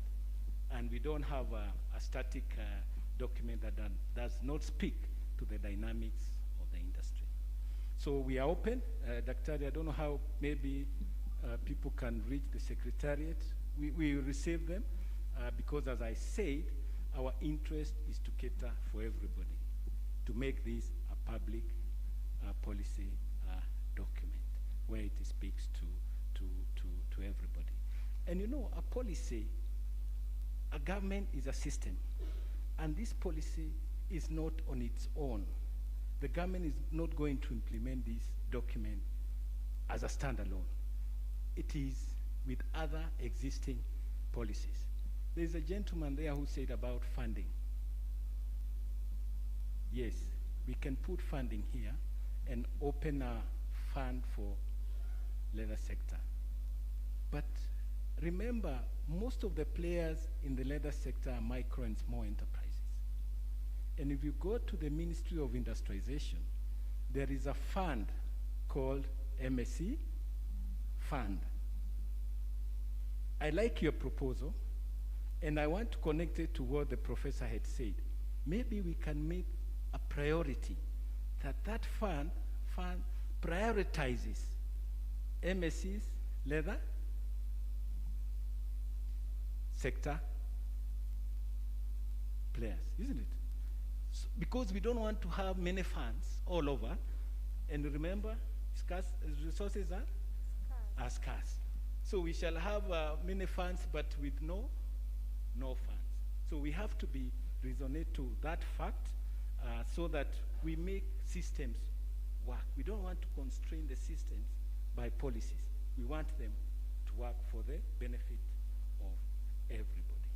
So I like your proposal. We'll take and many other proposals that we never dismiss any proposal, because there is a reasoning behind it.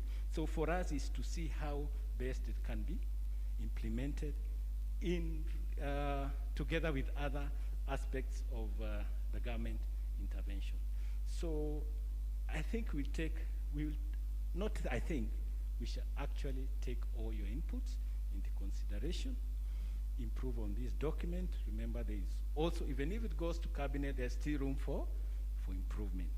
And after 5 years, then it will come back to you for more input. I think that's all I wanted to say, and thank you very much for your contribution.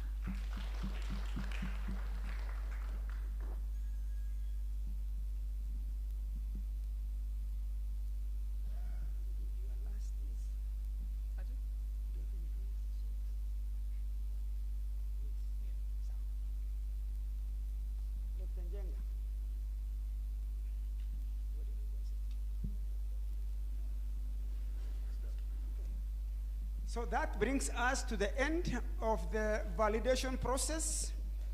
I now have the responsibility to do one of the most difficult tasks, which is moving the vote of thanks.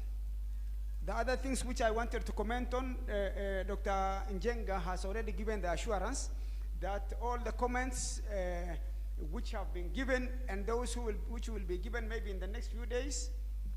One of the avenues is info@leathercouncil.go.ke, info@leathercouncil.go.ke. Remind me, Kipra info? Okay, let it come, because even the other one, everything came through my office and you can verify. You can audit whatever they have. We have files and files of all those comments. So info@leathercouncil.go.ke, any pending, Ambaye Hujauliza, please send, and then we will hand over to them. Now, I said the biggest challenge now is to move a vote of thanks. The dean from University of Nairobi took Director Mbogo as a witness that there was a time when they called people together over discussing similar matters, many years ago, and they managed to raise 20. He said 20 people came, isn't it? Today, you can see for yourselves, even the gallery huko juu, si ndio hiyo? Na wengine wengi hata hawaja ngoja lunch, ama sijui kama wamekula. So, I want to say thank you. Thank you for coming from the ministry, the chief guest, the PS, chair, and your members of the board. The list was read earlier by Betty in the morning. Participants, private sector associations, stakeholders, government, ministries, department, agencies, council of governors representative, academia, research institutions, development partners, media representatives. I will not go to that burden of asking each one of you by name. Surely you guys have to excuse me. I can't say all of you by name. Kwa hivyo kwa jumla You have done your job. You are citizens. This is the business of citizenry. To give unto yourselves, this policy is your business. And you have given it unto yourselves as at this moment. And therefore, let Dr. Moses Njenga of Kipra and his team input your new comments or where there was no comma. And after that, the process will not end. I want to recognize my colleague. For over 25 years, I and him stand, Professor James Ombiro Ondiek. Over 25 years, I have been teaching with him in the same department. And I want to emphasize what Dr. Njenga has just said. This document is not static. It will not end with all your corrections today. The thesis, the manuscripts you have been reading, if you give to the next person, they will still see there's areas of improvement. Na lazima tuwache kazi ingine kidogo, wengine pia wafanya, otherwise tukimaliza wengine watafanya nini? So we just have to leave some other assignment for some people, wamalizie hiyo maneno. Official request, the proposals.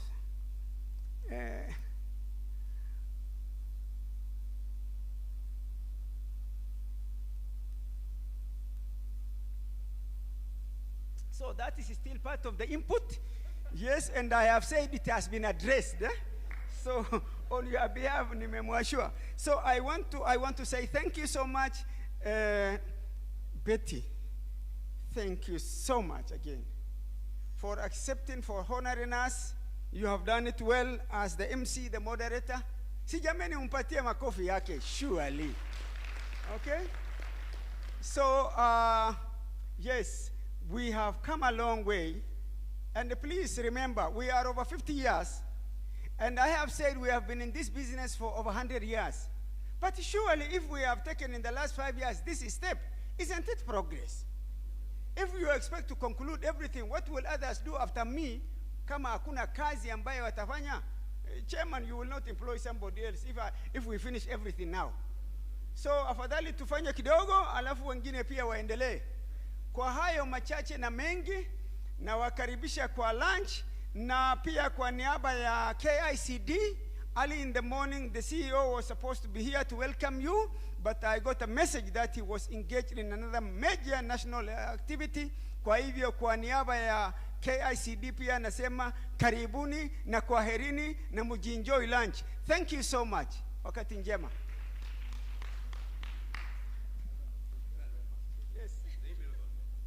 Yeah, that is the email for anybody with pending comments in the Ohio. Thank you so much.